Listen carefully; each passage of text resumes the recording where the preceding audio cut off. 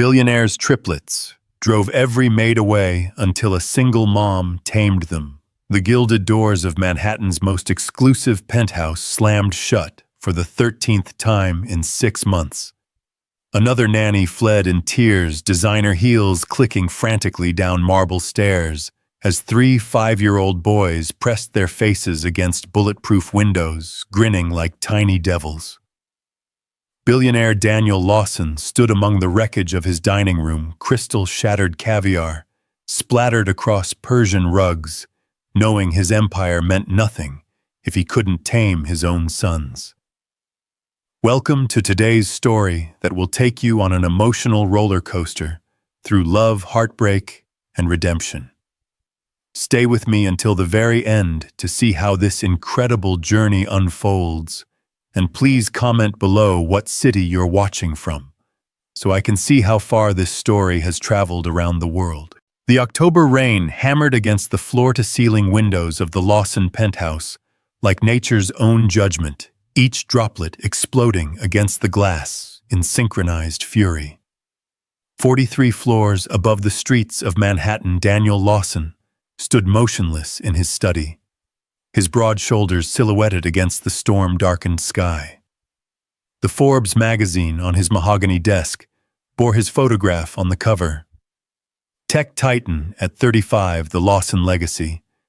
But the man staring at his reflection in the rain-streaked window looked like he'd aged a decade in the past year. "Sir." The tentative voice belonged to Margaret, his longtime housekeeper, a woman whose unflappable demeanor had weathered everything from hostile corporate takeovers to his late wife's cancer battle. But even Margaret's composure cracked when it came to the triplets. "The agency is sending someone new today." Daniel didn't turn around. "Number 14. 13, sir. We've had 13 nannies since—" Margaret's voice caught. They both knew she meant since Victoria died. Since the boys' laughter turned to rage, since their angel faces learned to mask hearts full of pain. Since Daniel's world imploded, leaving him with 3 sons he didn't know how to reach, and a fortune that felt more like a curse with each passing day. "This one's different." Margaret continued, her tone carrying a note of desperate hope. "Single mother herself. References from families who say she worked miracles with difficult children." They all had references. Daniel's voice was flat, emotionless. Through the window, he watched pedestrians far below scurrying through the rain like ants. "What's her name?" "Emily Carter. She'll be here at 3. The grandfather clock in the corner chimed twice, its deep bronze notes echoing through the cavernous apartment. Somewhere in the maze of hallways, Daniel could hear the unmistakable sounds of his sons plotting their next campaign of terror, muffled whispers, stifled giggles, and what sounded suspiciously like duct tape being unrolled. "Sir, perhaps this time will be different." Daniel finally turned his steel-gray eyes, holding none of the warmth that had once made him Victoria's whole world. "Margaret, I've learned that hope is just disappointment waiting to happen." The housekeeper's weathered face creased with sympathy. She'd watched this man build a tech empire from his Columbia dorm room, seen him romance and marry the love of his life, celebrated when the triplets were born.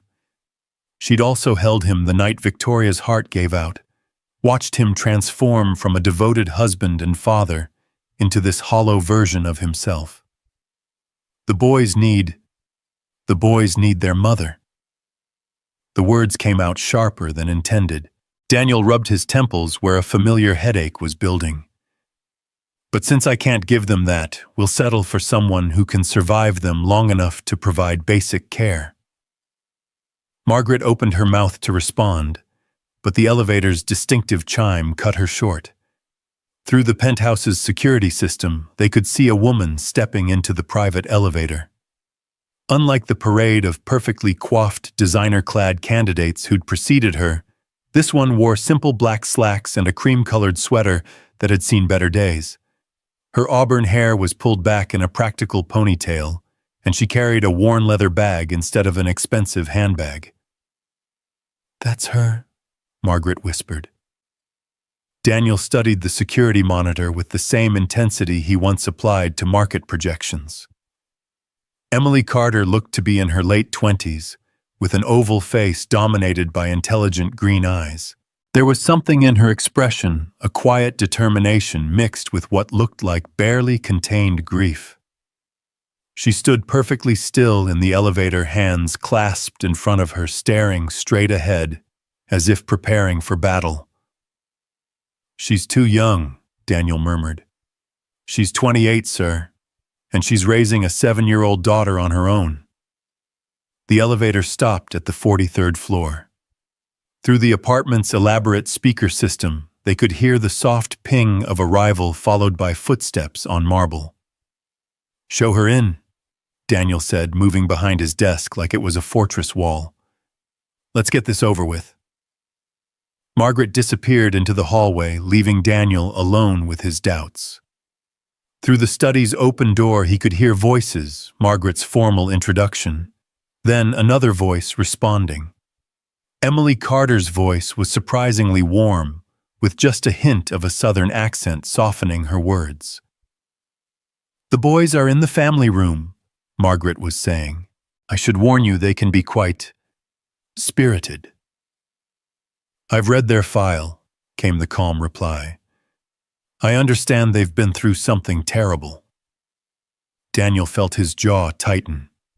Every nanny said they understood. They nodded sympathetically when briefed about Victoria's death, made appropriate noises about childhood trauma and adjustment difficulties.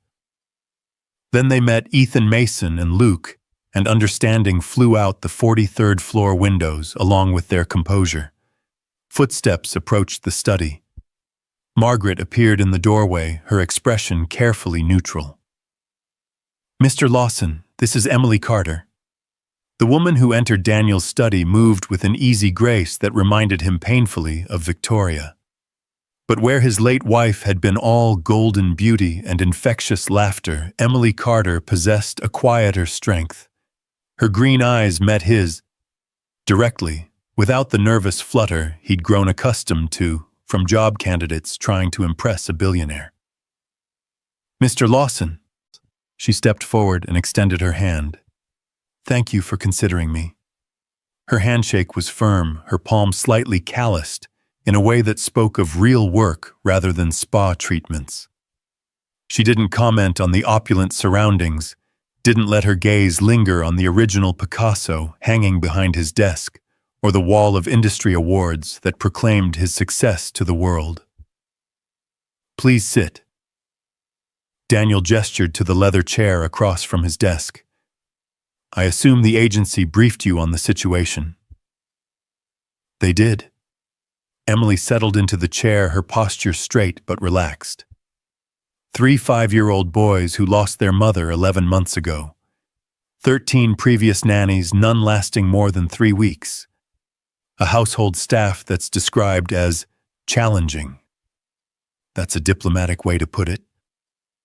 Daniel studied her face for signs of the anxiety that usually crept in around this point in the interview. "My sons have perfected the art of psychological warfare. The last nanny lasted 4 days before she was found crying in a supply closet, covered in what we later determined was a mixture of finger paint and oatmeal." Emily's expression didn't change. "How did they get her into the supply closet?" The question was so unexpected that Daniel almost smiled. Almost. "I beg your pardon. Was she hiding, or did they physically maneuver her there, because that tells me different things about their methods?" "She was hiding." "Then they're strategic, not just destructive. They pushed her buttons until she broke, then gave her space to fall apart privately. That actually shows empathy." Daniel stared at her. In 11 months, no one had ever suggested his son's behavior showed empathy. Most people would call it cruel. Hurt people, Mr. Lawson, but they rarely hurt randomly." Emily leaned forward slightly. "May I ask about their mother?" Not the medical details, but what she was like with them. The familiar knife twisted in Daniel's chest. Why? Because whatever they're doing to drive away caregivers, they're doing it for a reason. Maybe they're protecting her memory. Maybe they're testing whether new people will abandon them too. Maybe they're just so angry at the world that anyone who walks into it becomes a target. Her voice softened. Or maybe all three. Daniel was quiet for a long moment, studying this woman, Sean, who spoke about his sons like she already understood them. Victoria she was magic with them. Patient when I would have lost my mind, creative when I would have given up. She could turn a tantrum into a game, a bedtime battle, into a story they begged to hear. She made everything fun, even discipline. And you, what about me? What are you like with them now? The question hit like a physical blow. Daniel felt his defenses slam into place. I provide for them. I ensure they have the best of everything: education, healthcare opportunities. That's not what I asked. Something in her tone, gentle but implacable, made Daniel's carefully constructed walls shake. I'm not good with them anymore. I don't know how to be. Everything I do reminds them of what they've lost, and everything they do reminds me of the same thing. Emily nodded slowly. Grief is like that. It builds walls between people who love each other most. You sound like you know something about it. I do. She didn't elaborate, and something in her expression warned him not to push. Mr. Lawson, I need to be honest with you. I'm not here because I need a job, though I do. I'm here because I think I can help your sons. What makes you so confident? Because I know what it's like to lose everything and have to keep going for a child who's counting on you. I know what it's like to be so angry at the world that you want to break everything in reach. And I know what it's like to meet someone who doesn't give up on you even when you're at your worst. Before Daniel could respond, a tremendous crash echoed through the penthouse, followed by what sounded like a small explosion. Margaret's voice, raised in distress, carried clearly through the apartment. Boys, come back here this instant. Emily stood immediately. May I? Daniel gestured toward the door, curious despite himself. Most candidates needed to be dragged to meet the boys, offering weak smiles and nervous laughter as they prepared for battle. Emily Carter walked toward the chaos like she was walking toward old friends. They found the family room in complete disarray. The coffee table was overturned, its contents scattered across the imported Italian marble. 3 small figures darted between furniture like commandos on a mission, their blonde hair catching the afternoon light as they dove for cover behind a leather sofa. Ethan, Mason, Luke. Margaret stood in the doorway, her usually perfect appearance disheveled. Your father has brought someone to meet you. We don't want to meet anyone. The voice belonged to Ethan, the oldest by 12 minutes and the undisputed leader of their operations. Tell her to go away. Yeah. Mason's head popped up from behind an armchair. We're busy. Busy doing what? Emily's voice cut through the chaos, calm and genuinely curious. The boys froze. In the sudden silence, Daniel could hear the rain still drumming against the windows, the distant hum of traffic far below, and his own heartbeat thundering in his ears. Luke, the youngest and usually the shyest, peered around the edge of the sofa. His blue eyes, Victoria's eyes, fixed on Emily with suspicious interest. Who are you? I'm Emily. What are you busy doing? Making a fort, Luke said before his brothers could stop him. Emily looked around the demolished room with fresh eyes. This is a fort. Where's the entrance? There. Mason pointed to a gap between the overturned coffee table and the sofa. But it's secret, only members can enter. That makes sense. All the best forts have membership requirements. Emily walked closer, seemingly oblivious to the boys' obvious trap preparations. "What do you have to do to become a member?" The triplets exchanged glances. This wasn't how adults usually responded to their chaos. Adults yelled or pleaded or tried to bribe them with treats and new toys. They didn't ask reasonable questions about fort membership. "You have to pass 3 tests," Ethan announced, climbing out from behind the sofa. At 5, he already showed signs of inheriting his father's commanding presence, though currently that presence was somewhat undermined by the fact that he was wearing Batman pajamas at 3 in the afternoon. "What kind of tests?" "Dangerous ones," Mason chimed in, bouncing on his toes with excitement. "Really dangerous. People could get hurt." Emily nodded seriously. "I see. Physical courage tests, mental challenge tests, or emotional bravery tests." The boys stared at her. Daniel realized he was holding his breath. "What's emotional bravery?" Luke asked in a small voice. Emily knelt down, bringing herself to their eye level. "It's being brave enough to feel sad when sad things happen instead of pretending you're fine. It's being brave enough to love people even when you're scared they might leave. It's being brave enough to trust someone new even when the last people you trusted let you down." The silence stretched out like a held note. Daniel watched his sons' faces cycle through emotions too complex for 5-year-olds to properly process. These were children who'd learned to weaponize their pain to strike first before anyone could hurt them again. But something in Emily's voice, in the way she spoke to them like they were people rather than problems, seemed to reach through their defenses. "The tests aren't really dangerous," Ethan admitted quietly. "We just say that to scare people away." "That makes sense too. If you make people go away before they choose to go away, it doesn't hurt as much." "How did you know that?" Mason demanded, his small face fierce with suspicion. "Because I used to do the same thing." "Why?" Emily was quiet for a moment, her gaze distant. "Someone I loved very much went away, and it hurt so badly, I thought I might die from it. So I decided to make sure no one could ever hurt me like that again." "Did it work?" Luke's voice was barely a whisper. "For a while. But it also meant I was very lonely, and lonely hurt almost as much as losing someone." Daniel felt something crack open in his chest.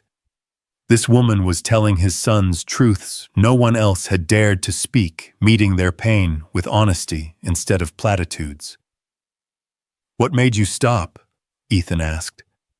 "I met someone who refused to go away even when I was awful to them. Someone who saw through all my angry, scary behavior to the hurt underneath. Someone who convinced me that taking a chance on loving people was worth the risk of getting hurt." "Was it?" Mason climbed fully out of the fort, now drawn by something in Emily's voice. "Yes. Because the person who taught me that was my daughter, and loving her has been the best thing I've ever done, even though it scared me to death." "You have a little girl?" Luke's eyes went wide. "I do. Her name is Sophie, and she's 7 years old. She's staying with her grandmother today, so I could come meet you." "Does she like forts?" Ethan asked. "She loves them. She builds them out of couch cushions and bed sheets in our living room. They're not as sophisticated as this one, though. This is definitely professional-level fort construction." The boys preened under the praise. Daniel watched transfixed as Emily somehow turned his children's destructive chaos into something positive, without dismissing or minimizing their feelings. "Can we see her?" Mason asked. "Your little girl?" Emily pulled out her phone and showed them a photo. 3 blonde heads clustered around the small screen, studying the image of a dark-haired girl with Emily's green eyes and a gap-toothed grin. "She's pretty," Luke announced. "Does she miss her daddy?" The question hung in the air like a landmine. Daniel saw Emily's composure flicker for just a moment before she answered. She did very much, but her daddy went to heaven when she was very little, so I'm the only parent she remembers. Like our mommy, Ethan said softly. She went to heaven too. I know. I'm very sorry that happened to you. Do you think they're friends now? Luke asked. In heaven, you're Sophie's daddy and our mommy. Emily's eyes filled with tears she didn't try to hide. I think that would be lovely. Maybe they can watch over all of us together, Mason suggested with 5-year-old logic. Maybe they can. Daniel realized he was crying 2 silent tears streaming down his face as he watched his sons connect with this stranger in ways they hadn't connected with anyone since Victoria died. Margaret stood beside him, dabbing at her eyes with a tissue. Emily. Ethan's voice was tentative now, stripped of its earlier bravado. If you stay, will you help us build better forts? I'd love to help you build forts. What else would you like to do together? Can you read stories? Mommy used to read us stories every night, but nobody reads them the right way anymore. Daniel's throat closed completely. The boys had refused bedtime stories from anyone since Victoria died, screaming and throwing books whenever someone tried. I love reading stories. What makes a story read the right way? Different voices for all the characters, Mason explained seriously. And you have to stop at the scary parts to make sure we're okay. And you have to answer questions, even if they're about stuff that doesn't matter, Luke added. And you have to mean it, Ethan finished. When you read about love and families and happy endings, you have to mean it, not just say it. Emily knelt down again, gathering all 3 boys into her arms. They went willingly, these children, who'd been rejecting physical comfort for months, melting against her, like they'd been waiting for exactly this moment. I promise, she whispered. I promise to mean every word. Daniel stepped forward, his voice hoarse when he finally found it. Emily. She looked up at him over his sons' heads, her face radiant with tears and something that looked like hope. When can you start? The smile that transformed her face was like sunrise after the longest night. Right now, if you'll have me. Can she live here? Luke asked, looking between Emily and his father. In the room next to ours? If that's what everyone wants, Daniel managed. It is, all 3 boys shouted in unison. Emily laughed, a sound like silver bells that seemed to chase the shadows from the room's corners. Then I guess I'm home. As the boys dragged her toward their fort, chattering excitedly about story voices and proper fort-building techniques, Daniel felt something he hadn't experienced in 11 months, the possibility that his family might heal. This woman, this stranger who'd walked into their lives carrying her own grief like a shield, had somehow found the key to his sons' hearts in the space of 30 minutes. Outside, the rain was beginning to slow, and somewhere in the distance, Daniel thought he could hear the first rumble of thunder moving away. The storm was passing, and for the first time since Victoria died, Daniel dared to hope that the sun might actually come out again. Margaret touched his arm gently. She's the one, isn't she, sir? Daniel watched Emily help his sons reconstruct their fort, her laughter mixing with theirs in a harmony he'd thought was lost forever. Yes, he whispered. I think she might be. But even as hope bloomed in his chest, Daniel couldn't shake the feeling that Emily Carter carried secrets of her own shadows that might prove just as complicated as the ones haunting his family. The way she'd deflected questions about her past, the careful control in her voice when she spoke about loss, there were layers to this woman that he sensed rather than saw. Still watching his sons smile genuine smiles for the first time in almost a year, Daniel decided that some mysteries were worth the risk. Emily Carter had just given him back his children's laughter. Whatever secrets she carried, whatever complications might arise, it would be enough. For now, it would be more than enough. The afternoon sun broke through the clouds, as if summoned by the sound of his son's joy, flooding the family room with golden light that seemed to promise better days ahead.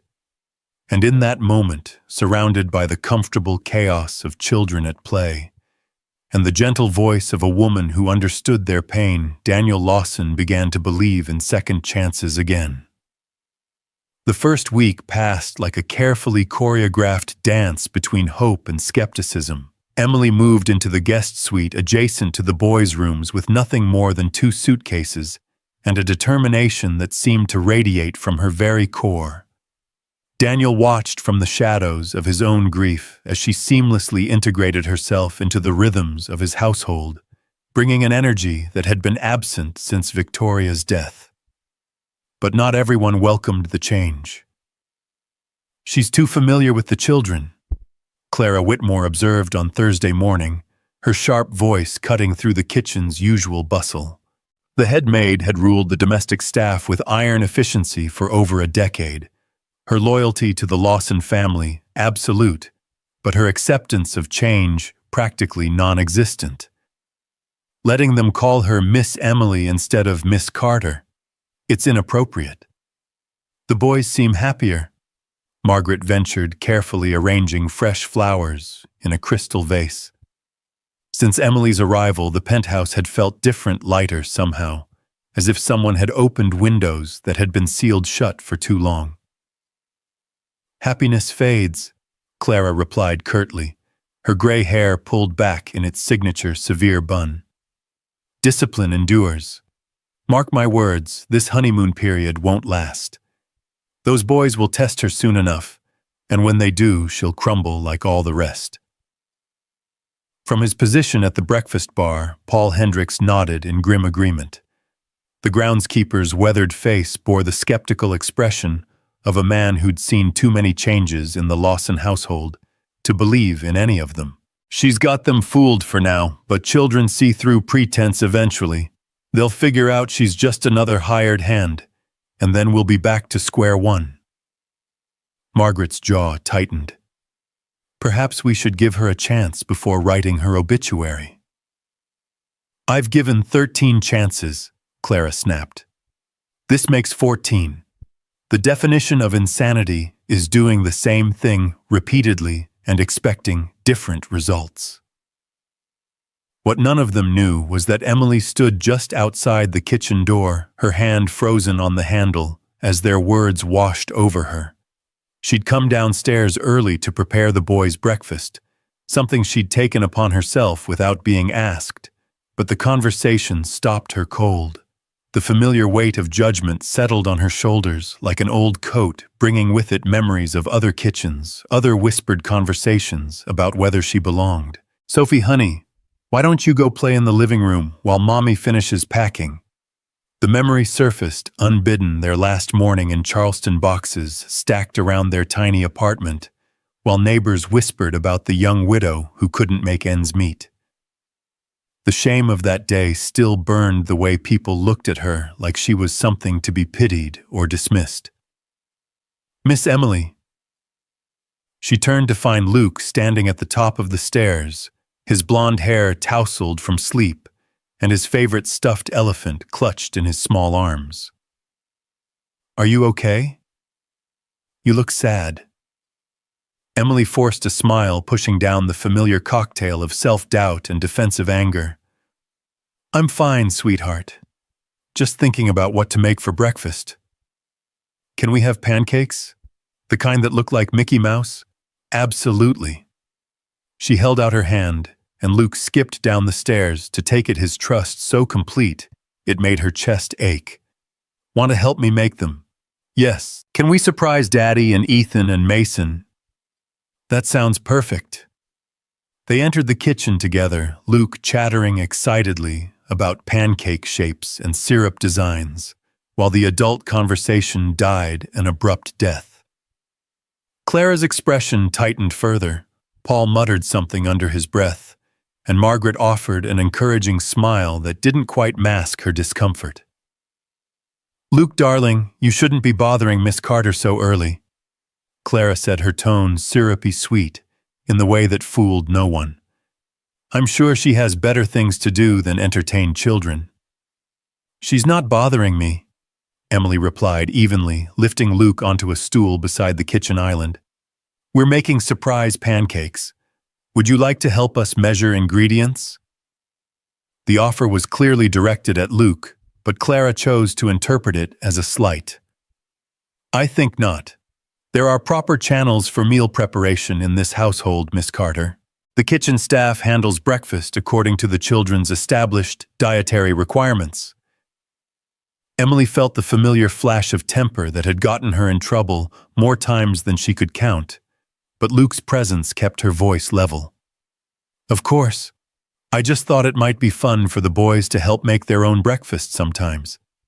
Cooking together can be a wonderful learning experience. The children have tutors for learning experiences. They have staff for meal preparation. Your job is to supervise their behavior and ensure they follow household rules." The dismissal in Clara's voice was unmistakable, and Emily felt something inside her bristle. She'd spent her entire adult life fighting for respect for the right to make decisions about her own child's welfare, for recognition that being young and widowed didn't automatically make her incompetent. She wasn't about to start backing down now. "Luke," she said carefully, "why don't you go wash your hands while I talk with Mrs. Whitmore? But what about the pancakes? We'll make them in just a few minutes. I promise." Luke scampered off toward the powder room, leaving Emily alone with the 3 staff members. She turned to face Clara directly, her posture straight and her voice calm despite the storm building inside her. "Mrs. Whitmore, I appreciate your concern for maintaining household standards, but Mr. Lawson hired me to care for his children, and I believe that includes making decisions about their daily activities. If he has concerns about my methods, I'm sure he'll discuss them with me directly." Clara's eyes flashed with something that looked suspiciously like satisfaction. "Indeed, he will. Mr. Lawson values order and tradition in his home. He won't appreciate having his household routines disrupted by someone who doesn't understand how things work here." "And how exactly do things work here?" Emily's voice remained level, but there was steel underneath now.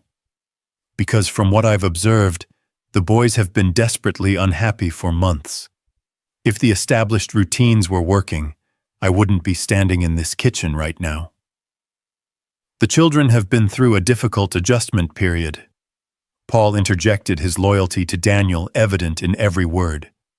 "But Mr. Lawson knows what's best for his sons. He doesn't need some outsider coming in and telling him how to run his family." Emily felt the familiar sting of being labeled an outsider, the same feeling that had followed her through dozens of PTA meetings and school conferences where other mothers whispered about the single mom who worked 2 jobs and couldn't afford the right clothes. But this time, instead of retreating, she stood her ground. "Mr. Lawson hired me because he recognized that his sons needed help. My job isn't to maintain the status quo. It's to help 3 grieving children learn to be happy again. If that disrupts some household routines, I'd say it's a fair trade."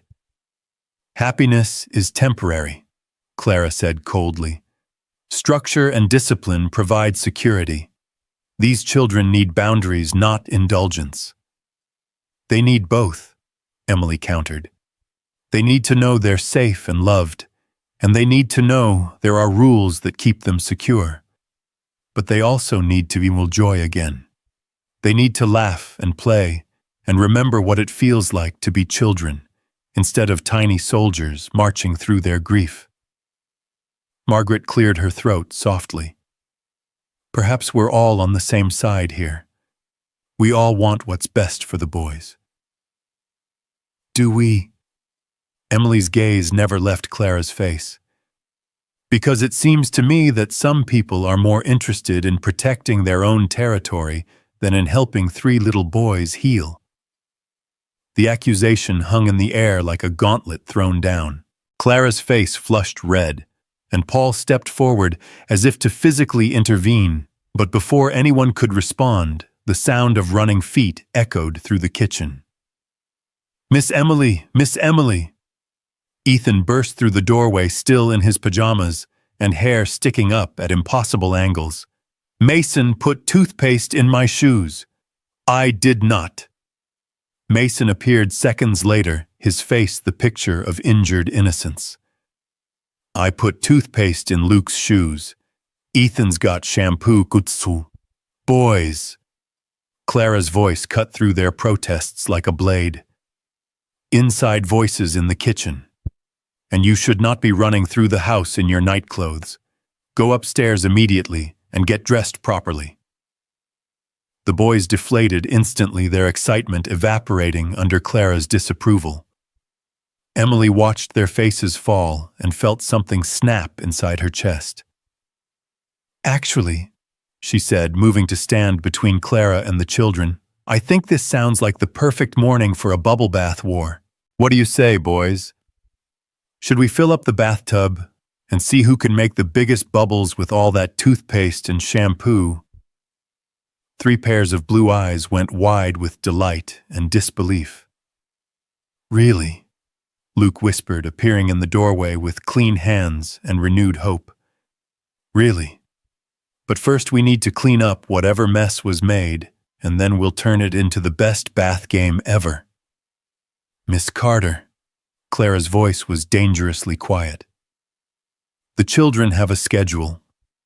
Breakfast at 7:30, dressed and groomed by 8:15. Tutoring begins at 9. This kind of chaos disrupts their entire day." Emily turned to face the older woman, and everyone in the kitchen could see the exact moment she stopped trying to please and started fighting for what she believed was right. "Mrs. Whitmore, with all due respect, these children have lost their mother. They're 5 years old, and they've been living like tiny adults in a museum for almost a year. If giving them permission to play and laugh and be messy disrupts their schedule, then maybe their schedule needs disrupting." "You have no idea what you're talking about." Clara snapped, her composure finally cracking. "You've been here less than a week. I've been caring for this family for 11 years. I was here when these boys were born, when their mother was dying, when Mr. Lawson nearly had a breakdown, trying to hold everything together. You think you can waltz in here with your smiles and your games and fix everything? You're nothing but a temporary employee who doesn't know her place." The words hit Emily like physical blows, each one designed to cut and wound. She felt the familiar rush of shame and anger that came with being dismissed, diminished, treated like she didn't matter. For a moment she was 22 again, standing in a lawyer's office while Victoria's mother explained why a girl like her could never be part of their world. But then she looked at the boys, saw the fear creeping back into their eyes as the adults around them raised their voices and fought over their future, and something fierce and protective rose up inside her. "You're right," she said quietly, her voice carrying clearly through the sudden silence. "I don't know my place yet, but I know theirs." She gestured toward the triplets. "Their place is being children. Their place is feeling safe enough to be silly and make mistakes and trust that the adults around them will love them anyway. Their place is not walking on eggshells in their own home, afraid to laugh too loud or play too hard because it might disrupt someone's schedule." She knelt down to the boy's eye level, her voice gentle but clear. "Ethan Mason, Luke, go upstairs and put on clothes you don't mind getting messy. We're going to have the best bubble bath war in the history of bubble bath wars. And then we're going to make Mickey Mouse pancakes and eat them with our fingers if we want to." "Can we really?" Mason's voice was small, uncertain, as if he'd forgotten how to hope for fun. "We really can. I promise." The boys looked between Emily and Clara, sensing the tension, but not understanding its source. Finally, Ethan stepped forward and took Emily's hand. Come on, guys, he said to his brothers. Miss Emily promised. They filed out of the kitchen together, leaving Emily alone with three adults, whose expressions ranged from approving to furious. She stood slowly, meeting each of their gazes in turn. Mrs. Whitmore, Mr. Hendricks, she said formally. I understand your concerns about maintaining order, but those children upstairs are my priority. If you have issues with my methods, I suggest you discuss them with Mr. Lawson. In the meantime, I'd appreciate your cooperation in creating an environment where three little boys can heal from losing their mother. She turned to Margaret, whose eyes were bright with unshed tears. Thank you for the support. If you'd like to help with pancakes later, we'd love to have you. Emily walked out of the kitchen with her head high and her heart pounding, knowing she'd just made enemies, but feeling strangely liberated. She'd spent too many years trying to please people who were determined not to be pleased, trying to fit into spaces that were never meant for her. She wasn't going to do it anymore, especially not when three grieving children needed her to be strong. Upstairs, she found organized chaos as the boys ransacked their closets for appropriately messy clothes. Daniel emerged from his bedroom, drawn by the unusual sounds of laughter echoing through the penthouse. What's all the excitement about? He asked, his hair still damp from his morning shower and his expression cautiously hopeful. Bubble bath war, Luke announced, holding up a pair of swim trunks. Miss Emily said we can make bubbles with the toothpaste Mason put in my shoes. Daniel's eyebrows rose. Toothpaste in shoes. It was supposed to be a prank, Ethan explained seriously, but Miss Emily turned it into a game instead. She's really good at that, Mason added, making bad things into good things. Daniel looked at Emily over his son's heads, something unreadable in his expression. Is that so? Sometimes the best adventures start with the biggest messes, Emily replied, helping Luke locate a matching pair of socks. I hope you don't mind us adjusting the morning schedule a bit. Mind, I can't remember the last time I heard them this excited about anything. Daniel's voice carried a note of wonder. Are you planning to join this bubble bath war? Someone has to referee, Emily said solemnly. These competitions can get quite intense. Can Daddy play too? Luke asked suddenly, the question that catching everyone off guard. Emily felt the moment crystallize around them. Daniel's sharp intake of breath, the boys' hopeful faces, the weight of a year's worth of careful distance between father and sons. She understood instinctively that this was bigger than bubble baths or breakfast schedules. This was about a family learning to be a family again. If he wants to, she said carefully. What do you think, Mr. Lawson? Are you brave enough for a bubble bath war? Daniel looked at his sons. Really looked at them, and Emily saw the exact moment his careful control cracked just enough to let love back in. I think I can handle a little bubble bath war, he said, his voice rough with emotion. But I should warn you, I'm pretty competitive. The boys erupted in cheers, throwing themselves at their father with an enthusiasm that clearly surprised him. Emily watched him catch them, hold them, and she felt something shift in her chest. This wasn't just about the children anymore. This was about a man learning to be a father again, learning to choose joy over grief. I'll go start the water, she said quietly, giving them space for their reunion. As she headed toward the master bathroom, Emily heard Clara's voice drifting up from the first floor, sharp with displeasure, as she spoke to someone on the phone. The words were indistinct, but the tone was clear. Emily had made an enemy today, and Clara Whitmore wasn't the type to forgive or forget. But looking back at Daniel surrounded by his laughing sons, Emily decided she could live with Clara's disapproval. Some battles were worth fighting, and some prizes were worth any amount of conflict. The sound of this family's laughter was definitely one of them. The bubble bath war that followed would become legend in the Lawson household. Emily had transformed the master bathroom into a sudsy battlefield, complete with strategically placed towels and rules that seemed to change based on whoever was winning.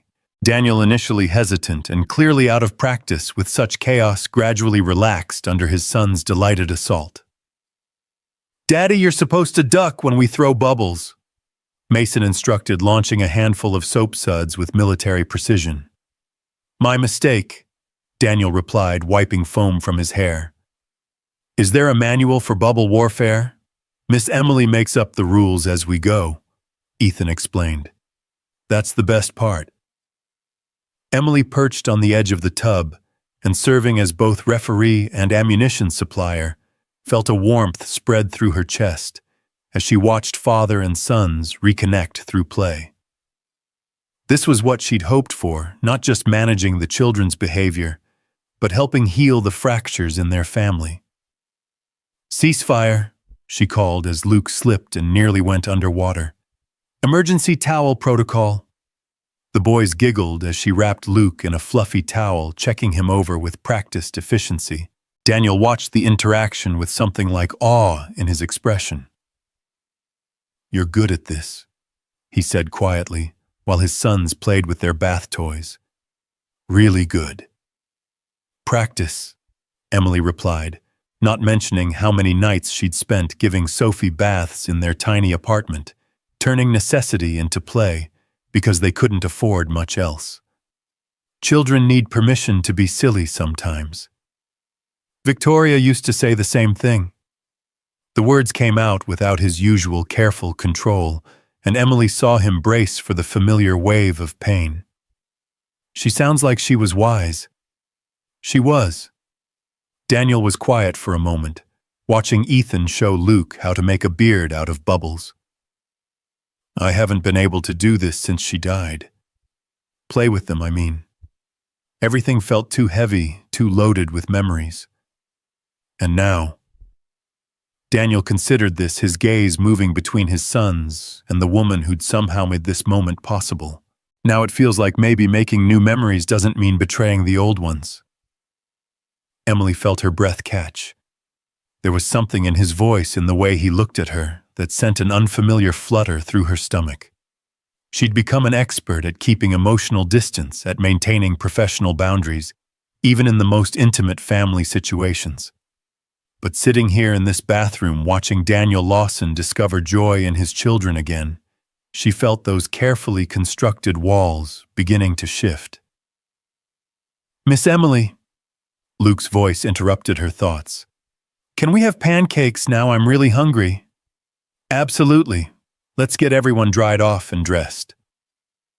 The next hour passed in a blur of towels and giggles, clean clothes, and tangled hair that needed brushing. Emily moved through the routine with practiced ease, but she was acutely aware of Daniel's presence, the way he helped without getting in her way, the grateful looks he shot her when she handled a minor meltdown with patience instead of frustration. They made their way downstairs together, the boys chattering excitedly about pancake shapes and syrup designs. Emily was so focused on their happiness that she almost missed the subtle signs of trouble brewing below. The kitchen was spotless, too spotless. Clara had clearly been busy during their absence, and the message was unmistakable.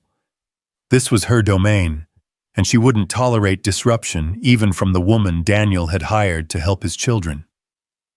"Good morning, sir."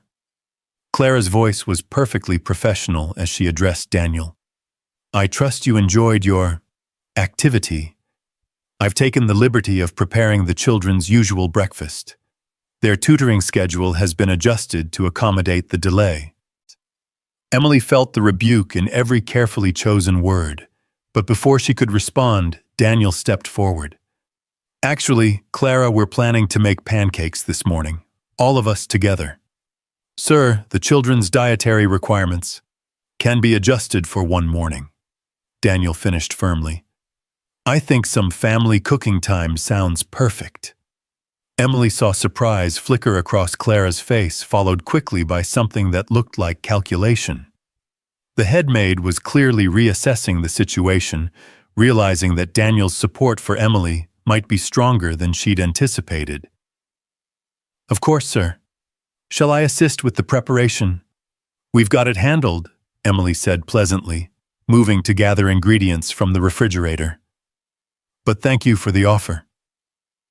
The boys immediately set about helping with the pancake preparation, which involved more flour on the counter than in the bowl, and enthusiastic mixing that sent batter flying.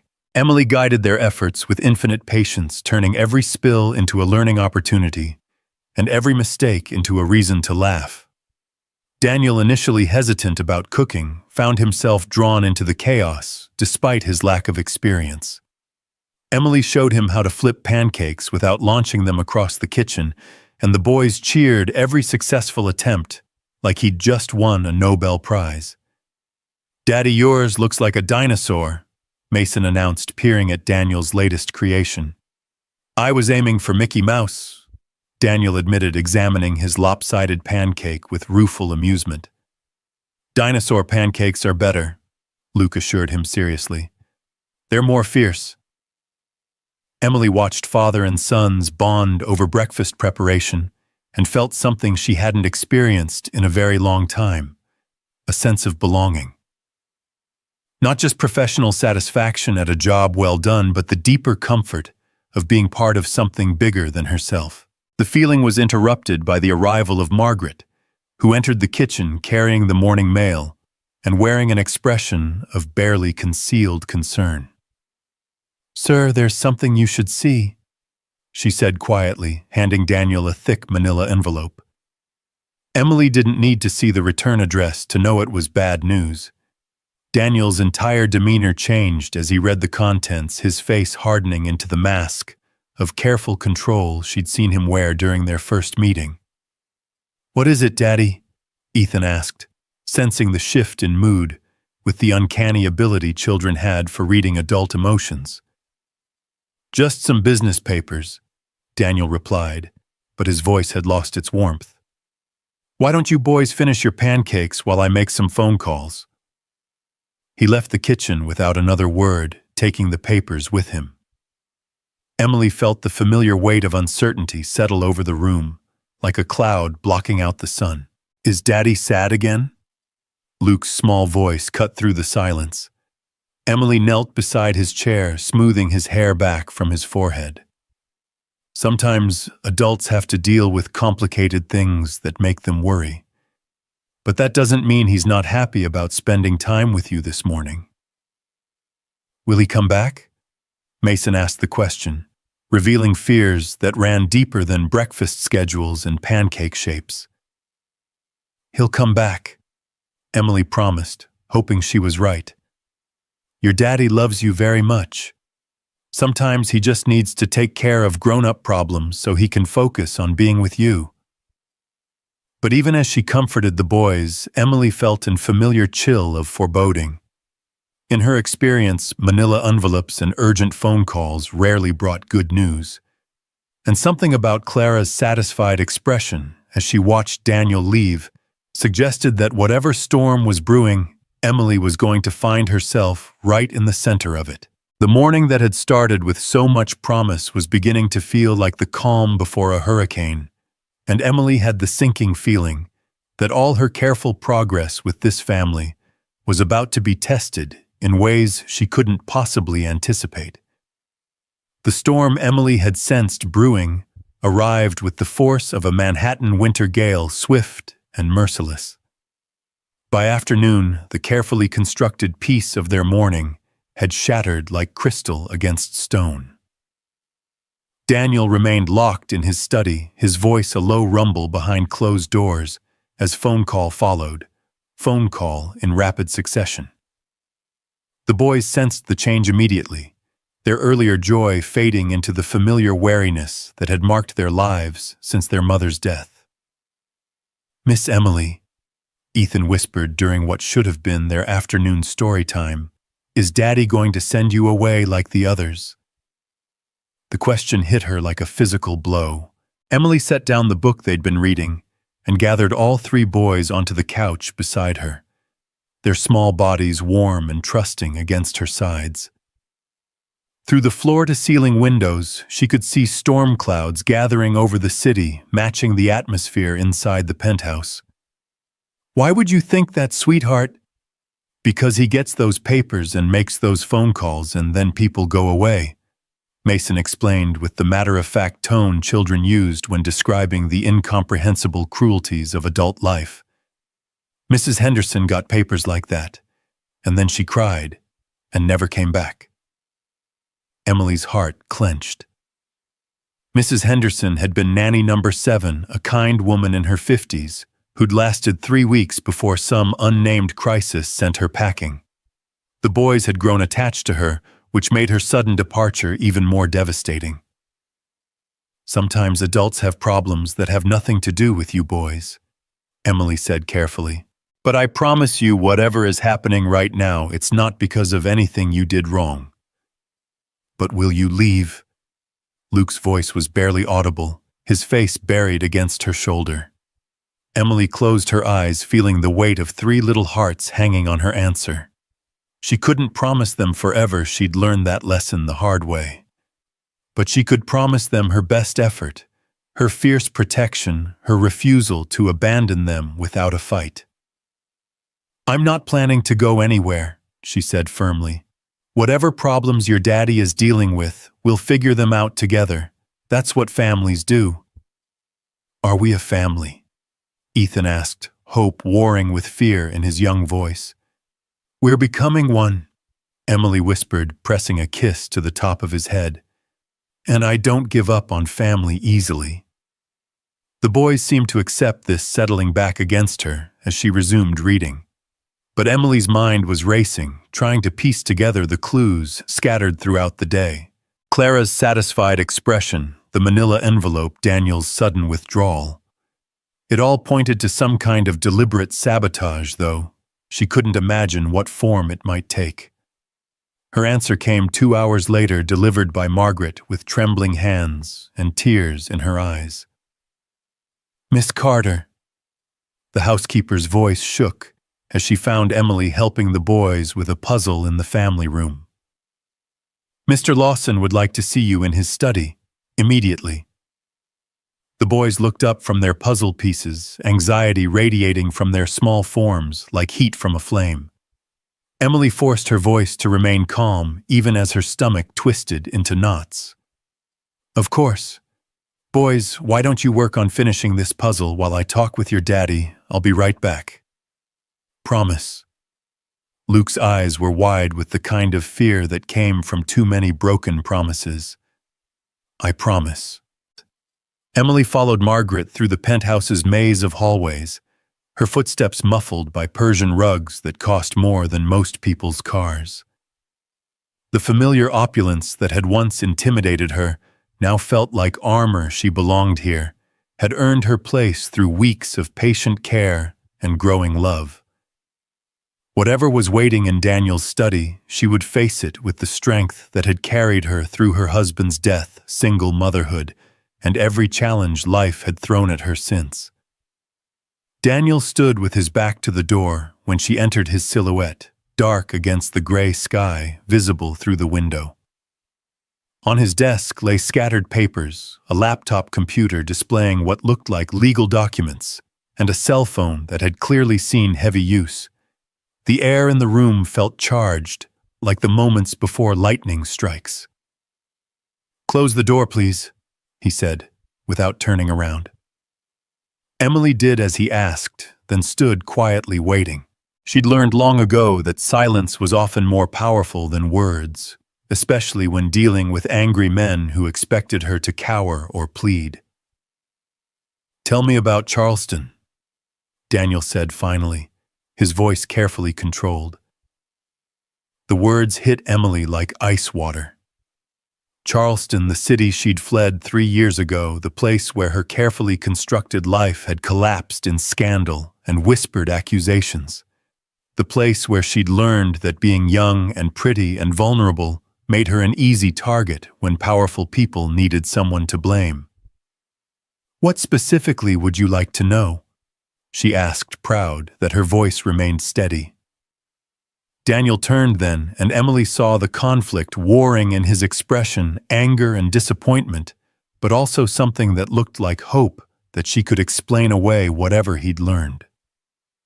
"I'd like to know why you failed to mention that you were fired from your last position for inappropriate conduct with your employer."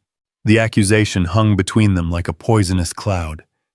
Emily felt the familiar burn of shame and rage that always accompanied this particular lie, the story that had followed her, despite her best efforts to outrun it. She thought of the boys upstairs, their faces bright with trust, and felt something fierce and protective rise up inside her. "I wasn't fired," she said clearly. "I resigned. The report I received suggests otherwise." Daniel moved to his desk, shuffling through papers with barely controlled fury. Richard Blackwood, CEO of Blackwood Industries. Married man, 3 children.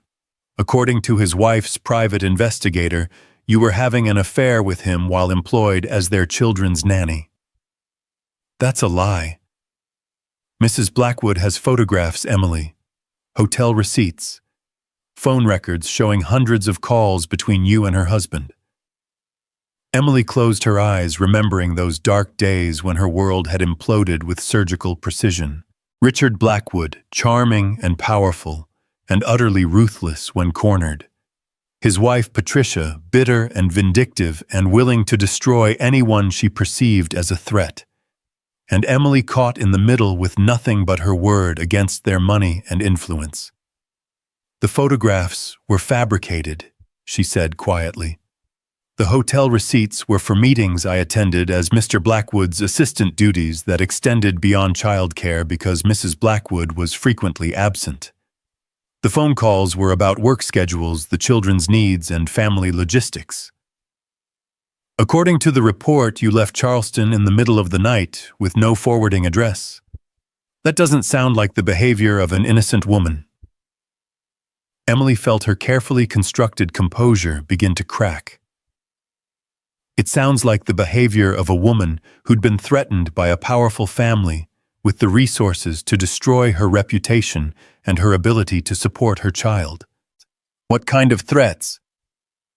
The question was quiet, but Emily heard the shift in Daniel's tone from accusation to something that might have been genuine curiosity. She opened her eyes and found him watching her with an intensity that seemed to see straight through her defenses. "The kind that made it clear I could leave quietly, or face charges for theft, fraud, and anything else they could manufacture. The kind that made it clear my daughter's safety wasn't guaranteed if I stayed and fought." Daniel was silent for a long moment, studying her face with the same analytical focus she'd seen him apply to business decisions. "Why didn't you fight back if you were innocent, Mr. Lawson?" Emily interrupted, her voice sharp with years of suppressed anger. "How much money do you think a 25-year-old widow with a 4-year-old daughter has to spend on lawyers? How many character witnesses do you think I could afford against a family that owns half of Charleston's legal community? So you ran. I protected my daughter. I protected myself. I chose survival over principle because principle doesn't pay rent, or buy groceries, or keep social services from asking questions about why a single mother can't hold down a job." The raw honesty in her voice seemed to shake something loose in Daniel's carefully controlled facade. He moved around the desk closer to her, and Emily saw the exact moment his anger began to shift into something more complex. "The investigator who provided this report," he said slowly. "He was very thorough, very expensive. The kind of professional someone hires when they want to destroy a person's credibility completely." Emily felt a chill that had nothing to do with the October storm outside. "Someone hired an investigator to look into my background. Someone who knew exactly where to look and what questions to ask. Someone who had access to sealed records and private family business." Daniel's voice was grim. Someone who wanted to make sure I received this information today, right after we'd had such a successful morning together. The implication hit Emily like a sledgehammer. You think someone in your household? I think someone who felt threatened by your success with my sons decided to take preemptive action. Daniel's jaw tightened. The question is whether any of this matters to you personally, or if you're planning to use it as an excuse to leave. Emily stared at him, struggling to process the shift in their conversation. You're not firing me. Should I be? I don't know, you tell me. Do you believe I'm the kind of woman who would seduce a married man while caring for his children? Daniel was quiet for a long moment, his gaze never leaving her face. When he finally spoke, his voice was soft but certain. I believe you're the kind of woman who turned my son's chaos into joy this morning. I believe you're the kind of woman who stands up to bullies even when you're outnumbered. I believe you're the kind of woman who would do anything to protect the children in her care. Emily felt tears spring to her eyes, the relief so overwhelming it made her knees weak. Then why are we having this conversation? Because I needed to know the truth. Because my sons have been hurt enough, and I won't let anyone else come into their lives with hidden agendas or ulterior motives. Daniel stepped closer, and Emily could see the vulnerability beneath his powerful exterior. And because I needed to know if you trust me enough to tell me the truth when it matters. The truth is that Richard Blackwood was having an affair, Emily said quietly. Not with me, but with his business partner's wife. When his own wife found out, she needed someone to blame who couldn't fight back. I was convenient. Why didn't you tell me this before? Because I've learned that the truth doesn't matter as much as people want to believe it does. Because I was afraid that if you knew about Charleston, you'd decide I was too much trouble. Because I've been running from that story for 3 years, and I'm tired of letting it define me. Daniel reached out, then his fingers gentle as they brushed away a tear Emily didn't realize had fallen. You don't have to run anymore. Not from this and not from us. The touch of his hand against her cheek sent electricity through Emily's entire body.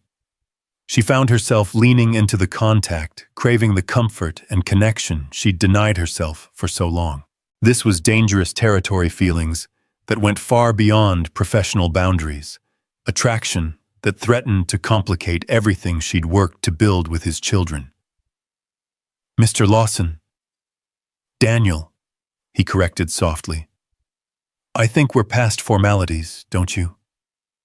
Emily looked up into his eyes and saw something there that made her breath catch.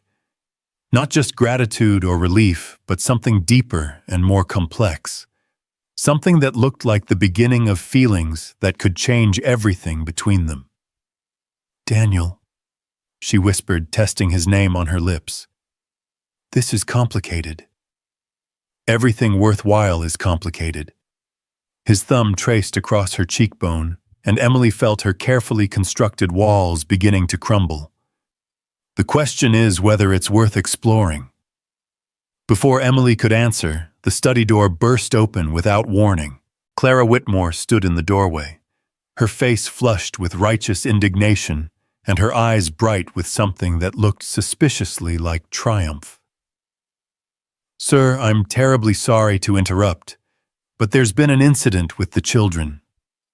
Clara's words died abruptly as she took in the scene before her, Daniel and Emily standing close together, his hand on her face, the intimate atmosphere that spoke of shared secrets and growing attraction. Emily stepped back quickly, professional distance reasserting itself even as her heart continued to race.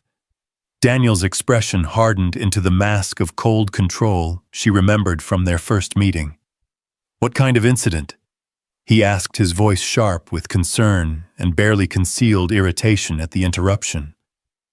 Clara's eyes glittered with satisfaction. Ethan pushed Luke down the stairs, sir. The boy is crying and asking for you. I thought you should know immediately given the circumstances. Emily was moving before Clara finished speaking, her maternal instincts overriding everything else. Is he hurt? Did you call a doctor? I hardly think that's your concern anymore, Clara replied with barely concealed hostility. Given what I just witnessed, I think it's clear that your priorities lie elsewhere. The insinuation hit its target with surgical precision. Emily felt the familiar shame burn through her, the automatic assumption that any physical proximity between her and a male employer must be inappropriate. It was Charleston all over again, whispered accusations, knowing looks, the gradual erosion of trust that would eventually force her to choose between her job and her dignity. That's enough. Daniel's voice cut through Clara's implications like a blade. Emily, go check on Luke. I'll deal with this. Emily hesitated for a moment, torn between her concern for the children and her awareness that leaving Daniel alone with Clara might give the head maid exactly the opportunity she was looking for.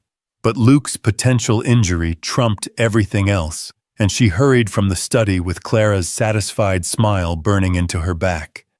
She found Luke in the family room, tears streaming down his face as he clutched his right arm against his chest. Ethan and Mason hovered nearby, their faces pale with guilt and fear. Luke, sweetheart, let me see, Emily murmured, kneeling beside the youngest triplet and carefully examining his arm. Can you move your fingers for me? Luke complied, wincing, but managing to wiggle all 5 digits. Emily felt along his arm with gentle fingers, checking for obvious breaks or swelling. Her nursing training rudimentary as it was suggested, bruising rather than fracture, but she wasn't taking any chances. What happened? She asked Ethan, whose face crumpled at her gentle tone. We were playing pirates, he whispered. Luke was trying to climb the banister like it was a ship's mast, and I tried to stop him, but I pushed too hard and he fell. It was an accident, Mason added quickly. Ethan didn't mean to hurt him. Emily looked at the 2 older boys and saw the terror in their eyes, not fear of punishment, but fear of being labeled as violent, dangerous, unlovable. She recognized the look from her own childhood, the particular anxiety that came from adults who were quick to judge and slow to understand. Of course it was an accident, she said firmly. Sometimes when we're playing and having fun, accidents happen. That's why we have rules about climbing on furniture, not to stop you from having fun, but to keep everyone safe. Are you going to tell Daddy we were bad? Luke asked through his tears. I'm going to tell your daddy that you were playing, and someone got hurt, and that we need to make sure you're okay. There's a big difference between being bad and having an accident. Emily heard footsteps in the hallway, and looked up to see Daniel approaching, his expression tight with worry. Behind him, Clara followed like a shadow, her face carefully arranged, in an expression of concern that didn't quite mask her anticipation. How is he? Daniel asked, dropping to his knees beside Emily and reaching for his youngest son. I think it's just bruising, but we should have a doctor take a look to be sure, Emily replied. Luke, can you tell Daddy what happened? As Luke recounted the pirate game and subsequent fall, Emily watched Daniel's face cycle through relief, concern, and something that looked like self-recrimination. She could practically see him adding this incident to his growing list of parental failures. Sir, Clara interjected smoothly, perhaps this is a good time to discuss appropriate supervision protocols. If the children were properly monitored, the children were supervised, Emily said quietly but firmly. I was in the study at your employer's request. Accidents happen even with the best supervision, Mrs. Whitmore. Indeed they do. Clara agreed, her tone suggesting that some people's supervision was clearly better than others. Perhaps if there were fewer distractions, such incidents could be avoided. The implication was crystal clear. and Emily felt the familiar rage begin to build in her chest.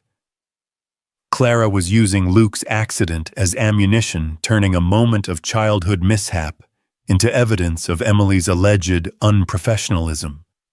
It was a masterful manipulation, and Emily could see from Daniel's expression that it was having its intended effect.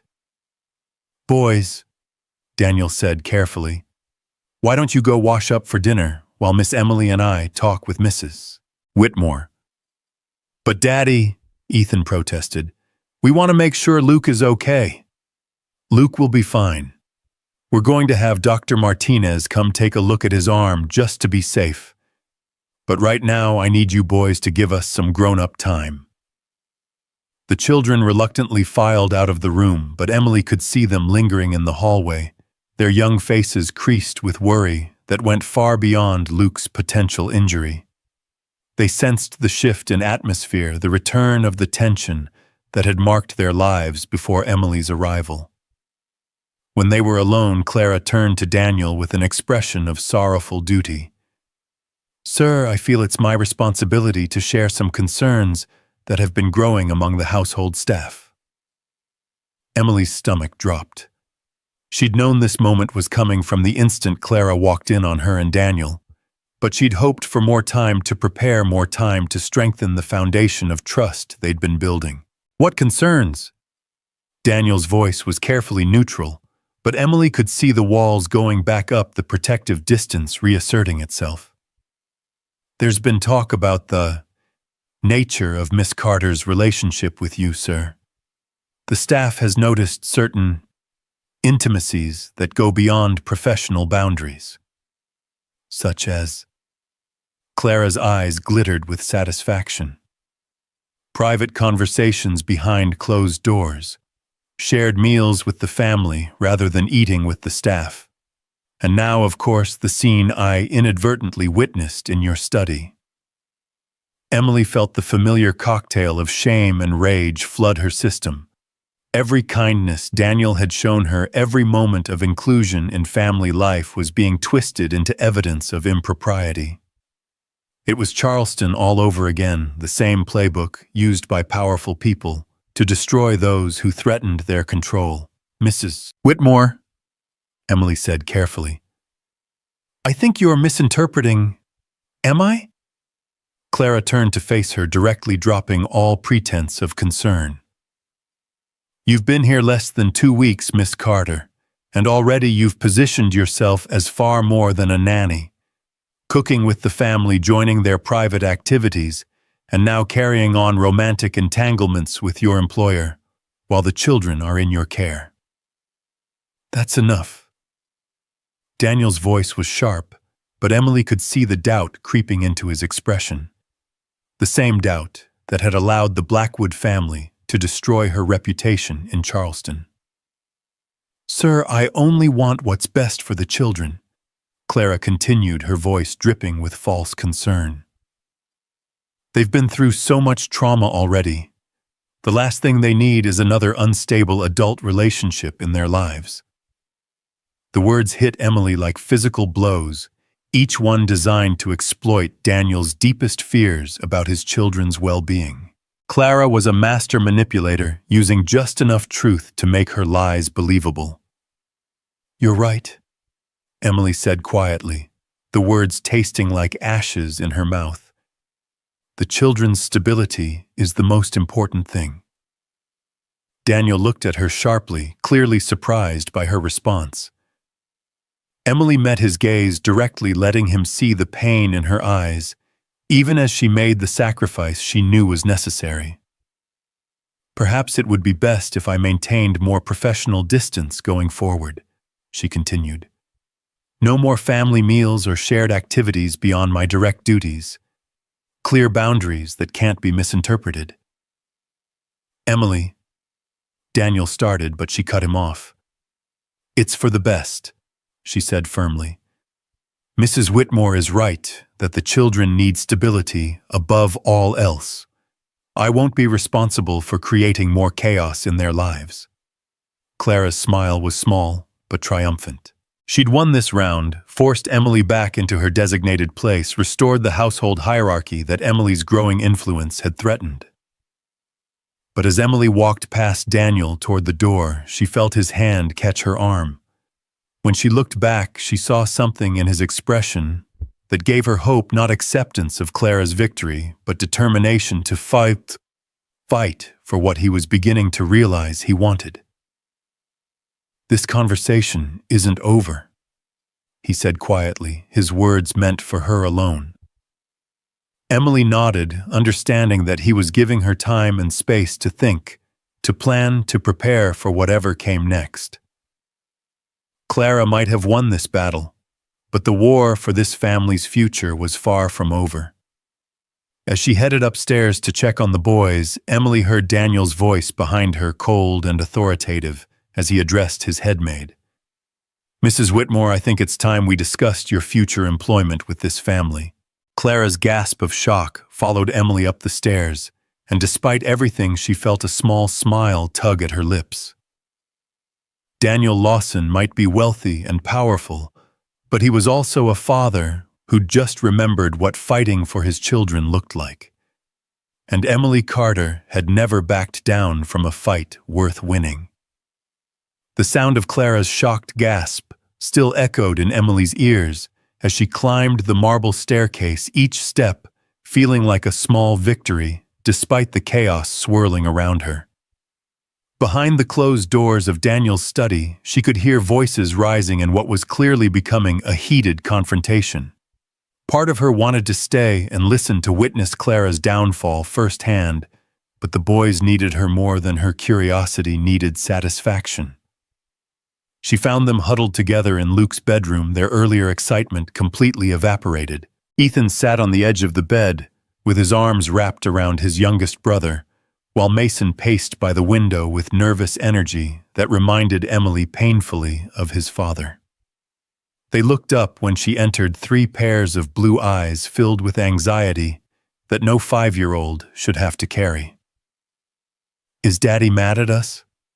Luke asked in a small voice, his arm still cradled protectively against his chest. Emily sat down on the bed beside them, gathering all 3 boys into her arms, despite the professional distance she'd just promised to maintain. Some moments transcended boundaries, and this was definitely one of them. "Your daddy isn't mad at anyone," she said firmly. "He's worried about Luke's arm, and he's having a grown-up conversation with Mrs. Whitmore about some household things. None of it has anything to do with you boys being in trouble." "But Mrs. Whitmore looked angry," Mason observed with the sharp perception children often displayed about adult emotions. "She had that face she gets when she's telling people what they did wrong." Emily felt a surge of protective anger toward Clara, whose manipulative games were now frightening children who'd already endured far too much adult drama. Sometimes grown-ups disagree about things just like children do. It doesn't mean anyone is bad or wrong, it just means we have different ideas about how things should work. Different ideas about what... Ethan pressed his role as the protective older brother, evident in every line of his small body. Emily chose her words carefully, knowing that anything she said would be repeated and analyzed by 3 intelligent children who'd learned to read between the lines of adult conversations. "About the best way to take care of you boys. Everyone wants you to be happy and safe, but we don't all agree on exactly how to make that happen." "We're happy with you," Luke said simply, snuggling closer against her side. "Why can't everyone else just be happy too?" The innocent question hit Emily like a physical blow. She thought about Clara's accusations, about the investigation into her past, about the careful web of lies and half-truths that seemed to follow her wherever she went. These children deserved better than the complications she brought into their lives, but they also deserved someone who would fight for their happiness. "Sometimes people are afraid of change," she said softly, "even when change might be good for everyone." Before any of the boys could respond, a soft knock interrupted their conversation. Dr. Martinez stood in the doorway, his kind face creased with professional concern and his medical bag clutched in one weathered hand. "I heard we have a young pirate who had an unfortunate encounter with gravity," he said, with the gentle humor that had made him the boys' favorite doctor since their birth. Luke perked up slightly at being called a pirate, though he still clung to Emily's hand as Dr. Martinez approached. The elderly physician had been the Lawson family doctor for over 20 years, delivering the triplets and seeing them through every childhood illness and injury. His presence brought a sense of stability that Emily found deeply comforting. "Let's take a look at that arm, Captain Luke," Dr. Martinez said, settling onto the bed with practiced ease.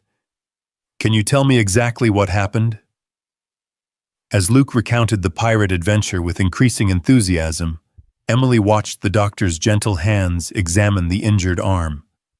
She could see from his expression that the injury wasn't serious, but he conducted a thorough examination anyway, asking questions and making observations that seemed designed as much to reassure the family as to assess the damage. "Well, Captain, Dr. Son," Martinez announced after several minutes, "you've got a beautiful bruise forming and some sore muscles, but everything is exactly where it should be. No breaks, no serious damage. You'll be back to climbing rigging in no time." The relief in the room was palpable. Ethan's shoulders sagged as guilt transformed into gratitude, and Mason stopped his nervous pacing to throw himself onto the bed beside his brothers. "But I do have some pirate medicine that might help with the soreness." Dr. Martinez continued, pulling a small tube of cream from his bag. "This is special medicine that only works on brave pirates who listen to their doctor's orders." "What kind of orders?" Luke asked suspiciously, though Emily could see he was intrigued by the idea of pirate-specific medicine. "No more climbing banisters without proper safety equipment. Pirates always use ropes and harnesses when they're working at height." Dr. Martinez's tone was serious but kind. "And if you're going to have sword fights, use foam swords instead of anything that might cause real damage." "We don't have foam swords," Mason pointed out practically.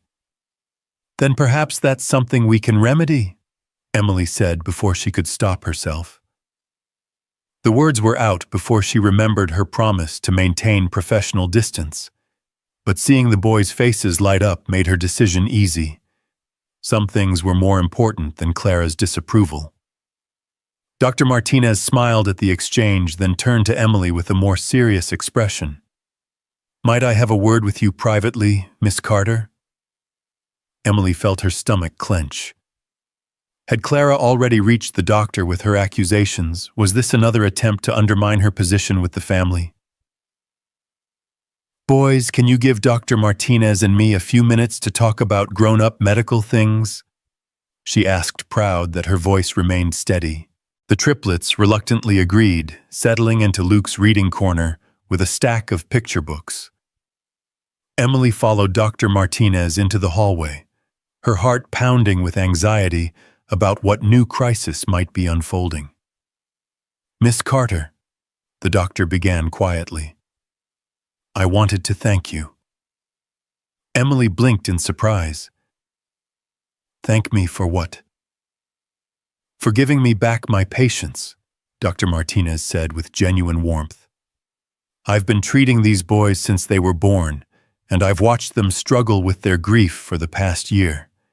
Today is the first time in 11 months that I've seen them acting like normal, healthy children instead of tiny trauma victims." The unexpected praise hit Emily like a wave of relief. They're remarkable children. They just needed someone to see past their pain to the joy underneath. Indeed, they did.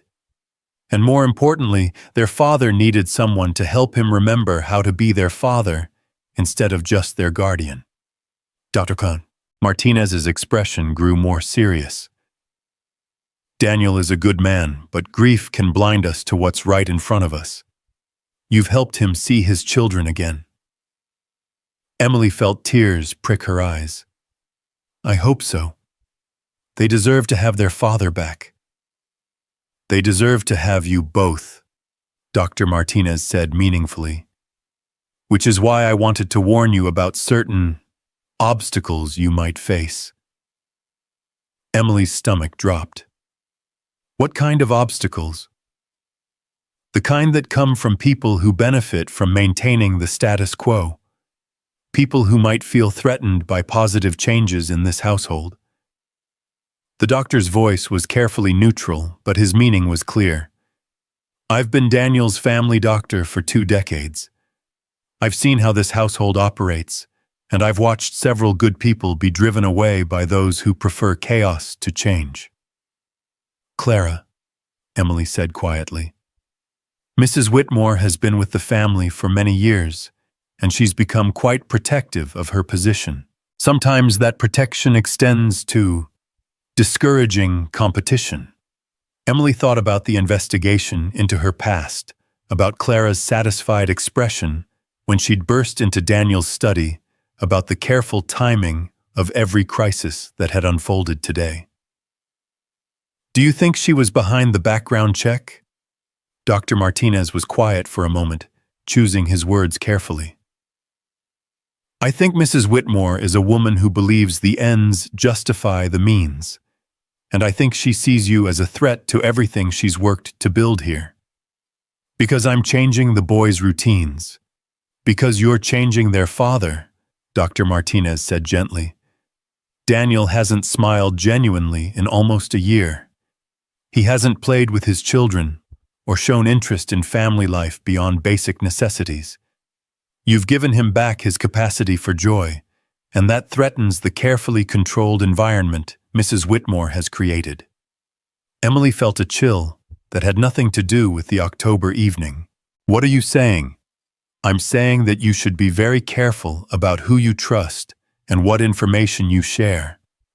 And I'm saying that if you truly care about this family, you shouldn't let anyone drive you away without a fight. Before Emily could respond, the sound of a door slamming echoed through the penthouse. Heavy footsteps marched across the marble floors below, moving with the decisive rhythm of someone leaving in anger. Dr. Martinez and Emily exchanged glances, both understanding immediately what they were hearing. It sounds like Mrs. Whitmore is no longer a concern, Dr. Martinez observed mildly. Or she's about to become a much bigger one, Emily murmured, thinking about the vindictive fury she'd seen in Clara's eyes. They were interrupted by Daniel's voice calling from downstairs. Emily, could I speak with you for a moment? Dr. Martinez squeezed Emily's shoulder gently. Remember what I said about fighting for what matters. Some battles are worth the risk. Emily nodded, steeling herself for whatever conversation awaited her downstairs. She checked on the boys one more time, making sure they were safely occupied with their books, then made her way back to Daniel's study. She found him standing by the window again, but this time his posture was different, less defeated, more determined. The papers that had caused such chaos earlier were gone and the laptop was closed. When he turned to face her, Emily saw something in his expression that made her breath catch. Clara's gone, he said without preamble. Permanently. Emily felt a mixture of relief and apprehension. What happened? I found out who hired the investigator to look into your background. Daniel's voice was calm, but Emily could see the controlled anger burning in his eyes. Mrs. Whitmore has been quite busy protecting what she considers her territory. She was trying to get me fired. She was trying to destroy you, Daniel corrected grimly. The investigator she hired wasn't just looking for professional misconduct. He was looking for anything that could be used to humiliate you, frighten you, or drive you away. Financial problems, family secrets, legal vulnerabilities, anything that could be weaponized against you. Emily sank into the chair across from his desk, feeling suddenly exhausted. Why, what did I ever do to her? You made me happy, Daniel said simply. You made my children happy. You reminded us what it felt like to be a family, instead of a collection of traumatized individuals sharing the same address. The words hung between them, loaded with implications that went far beyond professional relationships or household management. Emily looked up into Daniel's eyes and saw something there that made her heart race, not just gratitude or relief, but something deeper and more dangerous. "Daniel," she said carefully, "we need to talk about boundaries, about what's appropriate and what isn't. Do we?" He moved around the desk closer to her, and Emily felt her pulse quicken. "Because it seems to me that the only people concerned about inappropriate boundaries were the ones trying to use them as weapons against you. The boys need stability. The boys need love." Daniel interrupted, his voice intense. "They need joy and laughter, and the security that comes from knowing the adults in their lives care about each other. They need to see that families can heal, that people can choose happiness even after devastating loss." Emily stood up abruptly, putting distance between them, even as every instinct screamed at her to move closer. "You're their father. I'm their employee. There are lines we shouldn't cross." "Why?" The question was simple, but it carried the weight of everything they'd been dancing around since her first day in his house. "Give me one good reason why two people who care about each other and want the same things for these children shouldn't explore the possibility of building something together."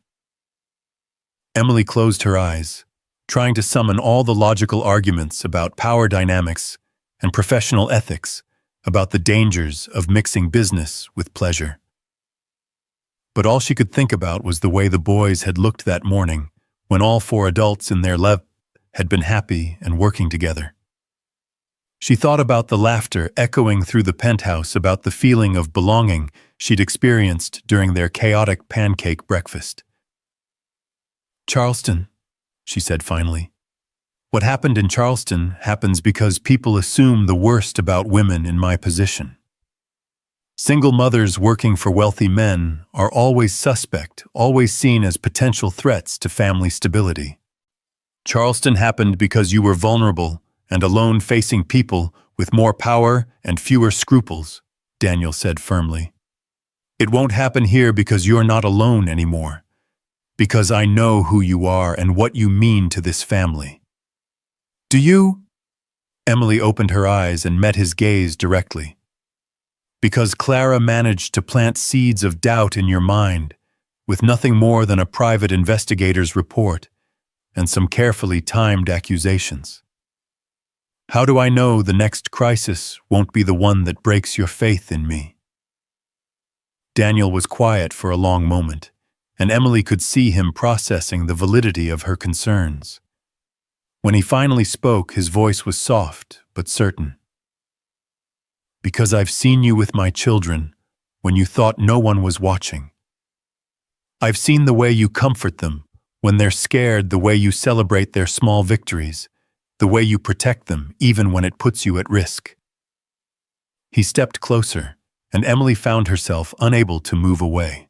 "I've seen you choose their well-being over your own comfort every single day since you walked into our lives. That's my job." "No," Daniel said firmly. "Your job is to supervise their behavior and ensure they follow basic safety rules. Everything else, the love, the creativity, the genuine care you show them, that's who you are. That's the woman I'm falling in love with." The words hit Emily like lightning, illuminating everything she'd been trying to keep hidden from herself. The attraction she'd been fighting, the growing sense of belonging, the way her heart raced every time he looked at her, it all crystallized into something too powerful to deny. "Daniel." She whispered his name, a prayer and a warning all at once. "I know it's complicated," he said softly, reaching up to cup her face in his hands. "I know there are risks and obstacles and 1,000 reasons why this might be a terrible idea, but I also know that I haven't felt alive in over a year, and you've given me back everything I thought I'd lost forever." Emily felt herself leaning into his touch, her carefully constructed defenses crumbling under the weight of hope and longing. The boys love you. They trust you. They light up when you walk into a room, and they've started talking about the future again instead of just surviving each day. Daniel's thumbs traced across her cheekbones, wiping away tears she hadn't realized were falling. "They need you, Emily. I need you." "I'm scared." She admitted the words barely audible. "So am I," Daniel confessed. "Terrified, actually. Because caring about you means risking the kind of loss that nearly destroyed me before. But I'd rather live with that fear than go back to the empty existence we had before you came." Emily closed the remaining distance between them, her hands coming up to rest against his chest. She could feel his heartbeat under her palms, strong and steady and real. This was insane, reckless and dangerous and potentially devastating for everyone involved. But looking into his eyes, she couldn't bring herself to care about the consequences. "If we do this," she said quietly, "if we try to build something together, there can't be any secrets between us. No hidden agendas, no protecting each other from difficult truths." "Agreed," Daniel said immediately. "Complete honesty even when it's uncomfortable. And the boys come first. Always. If this relationship ever becomes something that hurts them or makes them feel insecure, we stop, no matter how much it hurts us." "Agreed," Daniel repeated, his voice rough with emotion. "Anything else?"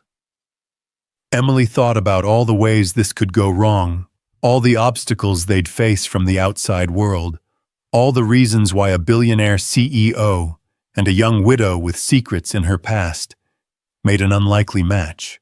Then she thought about the boys upstairs, about the family they were all learning to become, about the possibility of love after loss. "Kiss me," she whispered. Daniel didn't need to be asked twice. His lips found hers with a gentleness that spoke of reverence and restraint, as if he couldn't quite believe she was real. Emily melted into the kiss, pouring all her hopes and fears and carefully guarded feelings into the connection between them. It was everything she'd dreamed of, and nothing like she'd expected. Tender, where she'd anticipated passion, healing, where she'd feared destruction. When they finally broke apart, Emily felt like she was breathing for the first time in years. Daniel rested his forehead against hers, his hands still cradling her face like she was something precious. "I love you," he said quietly, the words carrying the weight of absolute certainty. "I know it's too soon and too complicated, but I love you, Emily Carter. I love your strength and your kindness, and the way you've brought light back into our lives." Emily felt tears spring to her eyes again, but this time they were tears of joy rather than fear. "I love you too," she whispered back. "God help me, I love you too." They stood there for a long moment, holding each other and marveling at the magnitude of what they'd just admitted. Outside, the storm that had been threatening all day finally broke, rain lashing against the windows with renewed fury. But inside Daniel's study, Emily felt safer and more at peace than she had in years. The spell was broken by the sound of running footsteps in the hallway, followed by urgent knocking on the study door. "Daddy, Miss Emily," Ethan's voice carried clearly through the wood. "Come quick, Luke is crying again, and Mason thinks he sees bad guys outside." Emily and Daniel sprang apart, professional instincts reasserting themselves immediately. Whatever was happening between them personally would have to wait. The children needed them. They found chaos in the family room, where Luke was indeed crying while clutching his injured arm. Mason stood pressed against the floor-to-ceiling windows, his face white with fear as he stared out at the storm-darkened street below. "What's wrong, sweetheart?" Emily asked, dropping to her knees beside Luke and checking his arm for signs of increased swelling or injury. "It hurts more now," Luke sobbed. "And Mason said he saw Mrs. Whitmore talking to scary men by the cars." Emily's blood ran cold. She looked up at Daniel, seeing her own concern reflected in his expression. They both moved to the window where Mason still stood, peering down at the street 43 floors below. "Where did you see them, buddy?" Daniel asked, lifting Mason so he could see better. "There." Mason pointed to a cluster of black cars parked across the street.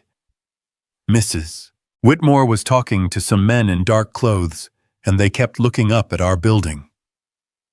Daniel and Emily exchanged glances. With the storm and the distance, it was impossible to make out details, but the presence of multiple vehicles and unknown individuals loitering near the building was definitely cause for concern. "Could be paparazzi," Daniel murmured, thinking aloud. "The investigator Clara hired might have sold information about our family situation to tabloid reporters." Emily felt a familiar chill of dread. She'd dealt with aggressive reporters before, during the worst days of the Charleston scandal. They had a way of turning private family matters into public entertainment, and they were particularly vicious when the story involved wealthy men and the women they hired to care for their children. "What do we do?" she asked quietly. Daniel was already reaching for his phone. "I call my security team and make sure this building is locked down tight. Then I call my lawyer and find out what legal recourse we have against Clara for breach of confidentiality."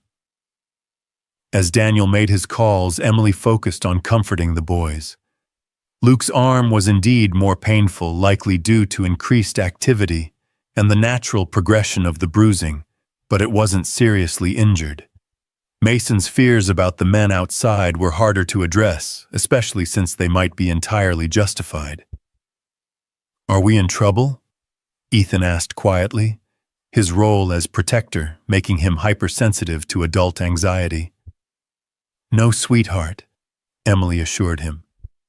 "Sometimes when people are upset about losing their jobs, they make poor choices about how to handle their anger. But your daddy is taking care of everything, and you boys are completely safe." "Will the bad men try to come upstairs?" Luke asked, his tears subsiding as Emily's calm presence reassured him. "No one can come upstairs without special permission," Emily said firmly. "This building has the best security in the city. You're safer here than anywhere else in the world." Daniel finished his calls and returned to where his family was huddled together on the couch. Emily noticed that he didn't hesitate to include her in that designation, his family, and felt a warm glow despite the crisis unfolding around them. "Security is handling the situation downstairs," he reported. "They're going to remove anyone who doesn't have legitimate business in the area, and our lawyer is looking into filing restraining orders against Clara and anyone she might have shared confidential information with." "What about dinner?" Mason asked with the practical concerns of a 5-year-old. "Are we still going to eat?" Emily laughed, despite everything, charmed by the resilience of children in the face of adult drama. "Absolutely. In fact, I think tonight calls for something special. How do you boys feel about building a blanket fort in the family room and having an indoor picnic?" The boys' faces lit up with excitement. The threat of photographers and vindictive former employees temporarily forgotten in the face of blanket fort possibilities. Emily felt Daniel's hand brush against hers as they worked together to transform the elegant family room into a cozy cave of pillows and throws. As they settled into their improvised fort with sandwiches and hot chocolate, Emily realized that this was what family actually looked like. Not perfect moments in perfect settings, but people choosing to take care of each other through whatever storms life brought their way. Outside, the rain continued to fall, and unknown threats lurked in the darkness. But inside their blanket fort, surrounded by the sound of children's laughter and the warmth of newfound love, Emily felt like she was finally, truly home. The war with Clara Whitmore might just be beginning, and the challenges ahead were likely to test everything they'd built together. But for tonight, wrapped in Daniel's arms while his children slept peacefully beside them, Emily allowed herself to believe that love really could conquer all the obstacles in their path.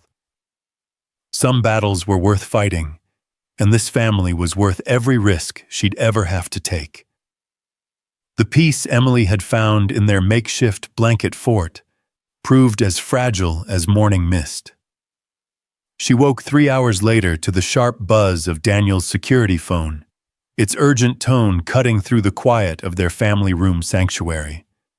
The boys stirred restlessly around her, their sleep disturbed by the electronic intrusion, while Daniel carefully extricated himself from their nest of pillows and blankets.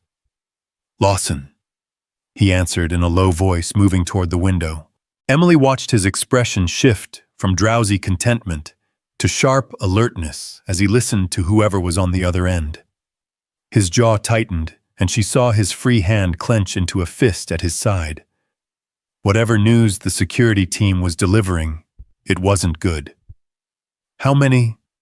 Daniel asked quietly, then paused. "And they have credentials, legal credentials." Emily felt her stomach drop.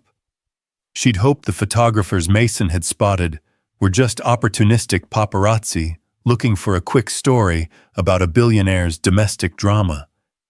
But something in Daniel's tone suggested the situation had escalated far beyond simple tabloid harassment.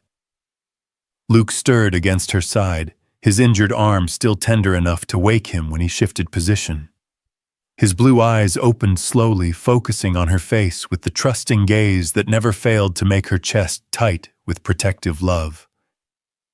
"Miss Emily," he whispered, "is everything okay?" "Everything's fine, sweetheart," she murmured, smoothing his hair back from his forehead. "Daddy's just talking to the security people about boring grown-up things." But even as she offered comfort, Emily's attention remained focused on Daniel's conversation. She caught fragments: court order, child welfare, immediate access, that sent chills racing down her spine. This wasn't about photographers or tabloid stories. This was something much more serious. Daniel ended the call and turned back toward their little fort, his face carefully controlled, but his eyes revealing the storm brewing beneath his calm exterior.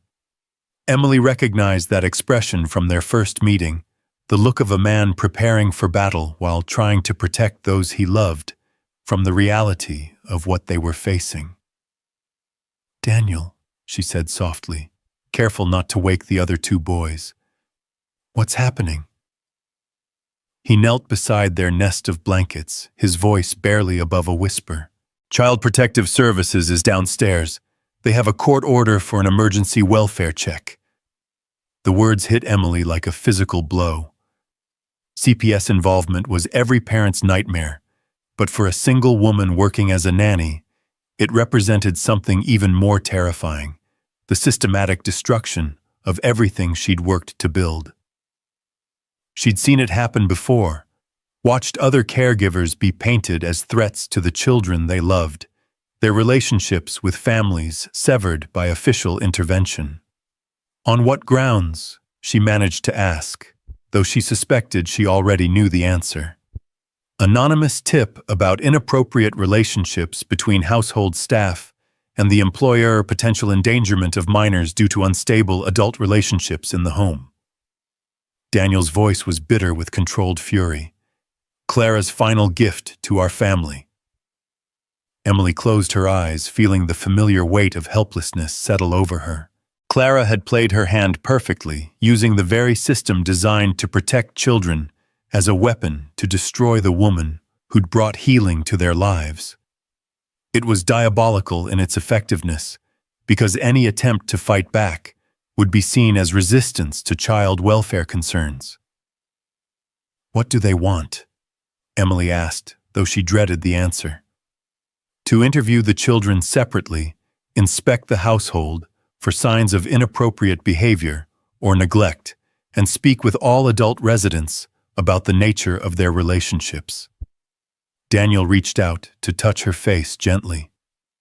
Emily, I need you to know whatever happens next, whatever they say or accuse you of, I believe in you. I believe in us. The tenderness in his voice nearly broke her resolve. Emily wanted nothing more than to sink into his comfort, to let him shield her from the storm that was about to break over their heads. But she'd learned long ago that love wasn't always enough to protect against institutional power. And CPS investigations had a way of turning innocent relationships into something sordid and suspicious. The boys can't see me during this, she said quietly, hating the words even as she spoke them. If there's any suggestion that my presence is disruptive or inappropriate, it could hurt their case. Emily, no. Yes, she interrupted firmly. Daniel, think about this logically. A single woman living in the home of a wealthy widower, rumors of romantic involvement, accusations of boundary violations. It's exactly the kind of situation that raises red flags for child welfare investigators. She could see him wanting to argue, wanting to fight for what they'd found together. But she could also see, the moment reality set in, the recognition that protecting his children had to come before protecting their relationship. This is temporary, he said fiercely. Whatever happens tonight, this is temporary. Clara might have won this battle, but she hasn't won the war. Emily managed a weak smile, touched by his determination, even as her heart broke. Wake the boys gently.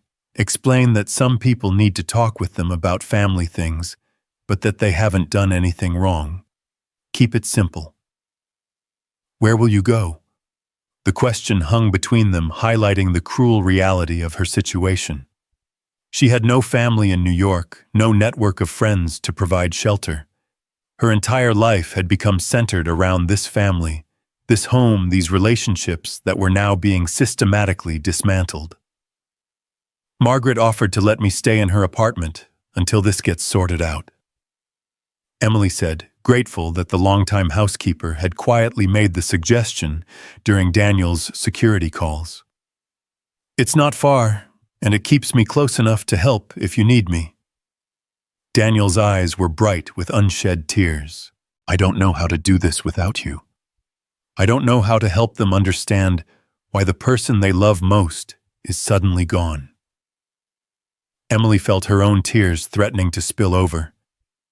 You tell them the truth that sometimes adults have to deal with complicated problems, but that love doesn't disappear just because people can't be in the same place for a while. Luke stirred again, this time waking fully, as adult voices penetrated his drowsy consciousness. He sat up slowly, blinking in confusion, as he tried to understand why his favorite grown-ups looked so sad. Why are you crying? He asked Emily, his small hand reaching up to touch her face. Emily captured his hand and kissed his palm, memorizing the feeling of his trust before she had to give it up. Sometimes grown-ups cry when they're proud of how brave and wonderful their children are. Are we brave and wonderful? Mason asked, having woken during the conversation. The bravest and most wonderful boys in the whole world. Emily assured him, her voice steady despite the tears streaming down her cheeks. Ethan sat up last, his older soul immediately sensing the gravity of the situation. Something bad is happening, isn't it? Emily and Daniel exchanged glances, both recognizing that their eldest son was too perceptive to fool with platitudes. He deserved as much truth as his young heart could handle. Some people are coming to talk with you boys about your family, Daniel explained carefully.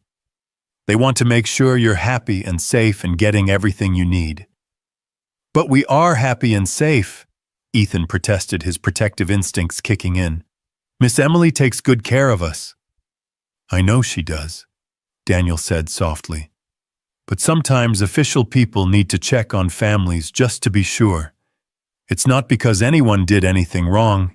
It's just something that happens sometimes. Will Miss Emily be here when they come? Luke asked, his anxiety evident in the way he clutched at Emily's hand. Emily felt her heart shatter into 1,000 pieces.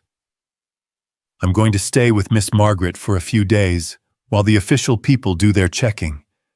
But I'll be very close by and I'll see you again soon." "Why can't you stay here?" Mason demanded, his 5-year-old sense of justice rebelling against the arbitrary separation. "Because sometimes grown-ups have to follow rules that don't make sense to children," Emily explained, hating every word. "But the love between us doesn't change no matter where we are." The boys absorbed this with the resigned acceptance children developed when the adult world proved incomprehensible, yet immutable. Emily could see them retreating into the protective shell they'd worn for months after their mother's death, their joy dimming as uncertainty crept back into their lives. "Can we have a group hug before you go?" Ethan asked quietly. Emily nodded, unable to speak past the lump in her throat. All 4 of them came together in the center of their blanket, fort arms wrapped around each other in a tangle of love and desperation. Emily tried to memorize everything: the smell of their hair, the sound of their breathing, the feeling of small hearts beating against her chest. "I love you, boys," she whispered fiercely. "No matter what happens, no matter what anyone says, I love you with my whole heart." "We love you too, Miss Emily." They chorused, their voices small but certain. Daniel's arms tightened around all of them, and Emily felt him press a kiss to the top of her head. "This isn't goodbye," he murmured. "This is just, see you soon." Emily wanted to believe him, but experience had taught her that sometimes see you soon became never again when powerful forces decided to reshape lives according to their own agendas. Still, for the boys' sake, she managed to smile as she extracted herself from their embrace. "Miss Margaret is waiting for me," she said, forcing cheerfulness into her voice. "You boys be good for your daddy and answer the visitors' questions honestly. Remember, you haven't done anything wrong." She gathered her few personal belongings, quickly avoiding the boys' eyes as she moved through the penthouse that had become home. Margaret waited by the service elevator, her weathered face creased with sympathy and righteous anger. "This is wrong," the housekeeper muttered as they descended toward her small apartment on the building's 20th floor. "Those children need you. Anyone with eyes can see how much good you've done for this family." Emily appreciated the support, but she also knew that institutional investigations rarely concerned themselves with emotional bonds or family happiness. They focused on compliance with regulations, adherence to proper boundaries, elimination of potential risks. By those standards, her relationship with Daniel made her a liability rather than an asset. Margaret's apartment was small but cozy, decorated with decades of collected memories from her service with the Lawson family. Photos of Daniel at various ages lined the mantelpiece, including several of him with Victoria and the boys during happier times. Emily settled onto the small sofa, surrounded by visual reminders of the family she was being forced to leave behind. "They'll see through Clara's lies," Margaret said firmly, bustling around the kitchen to prepare tea. "Mr. Daniel won't let them take you away from those boys." Emily wished she shared Margaret's confidence, but she'd learned that love and determination weren't always enough to overcome systemic bias and institutional power. Still, she let the older woman's faith comfort her as they waited for news from upstairs. The call came 2 hours later. Daniel's voice was carefully controlled, but Emily could hear the exhaustion beneath his professional tone. "They're gone," he reported. "The boys were perfect, honest, articulate, clearly well cared for. The investigators found no signs of neglect or inappropriate behavior." Emily felt a rush of relief. "So I can come back."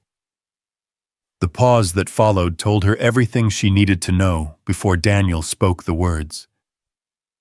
"There's a temporary restraining order," he said quietly. "Clara filed for it this afternoon, claiming you pose a threat to child welfare due to your history and your inappropriate relationship with me. It prevents you from having contact with the boys until there's a full hearing." Emily felt the world tilt around her. "How long?" 2 weeks minimum. Could be longer if she presents compelling evidence at the hearing. 2 weeks might as well have been 2 years from a 5-year-old's perspective. By the time the legal system finished its deliberations, the boys would have retreated back into their shells, their trust shattered by another abandonment they couldn't understand. "Daniel," she said carefully, "you have to let me go." "What do you mean?" "I mean you have to stop fighting for me and focus on protecting them. Clara knows exactly what she's doing every day. This drags out every legal battle you fight on my behalf. It creates more instability for the boys." "Emily, no. Yes." She interrupted, her voice growing stronger as awful clarity set in. "This is what she wanted all along. Not just to get rid of me, but to trap you in a situation where fighting for our relationship means putting your children at risk." Daniel was quiet for a long moment, and Emily could practically hear him working through the implications. As a businessman, he understood strategic thinking and long-term consequences. As a father, he would always choose his children's welfare over his own happiness. "There has to be another way," he said finally, but his voice lacked conviction. "Maybe there is," Emily agreed. "But we can't find it while the boys are caught in the middle of a legal war. They need stability and security, not adults fighting over their future." "So what are you saying?" Emily closed her eyes, drawing strength from somewhere deep inside herself. "I'm saying I resign. Effective immediately. I'll withdraw any claim to continued employment which should satisfy the restraining order and remove the boys from the center of this conflict." "And us, what about us?" The question broke her heart all over again. "There is no us if there are no boys. They were the reason I came into your life, and they have to be the reason I choose to step back." "This is exactly what Clara wanted," Daniel said bitterly. "Yes, it is, and she's going to get it, because the alternative is watching 3 children suffer while the adults in their lives wage war over principles." Emily wiped away tears she hadn't realized were falling.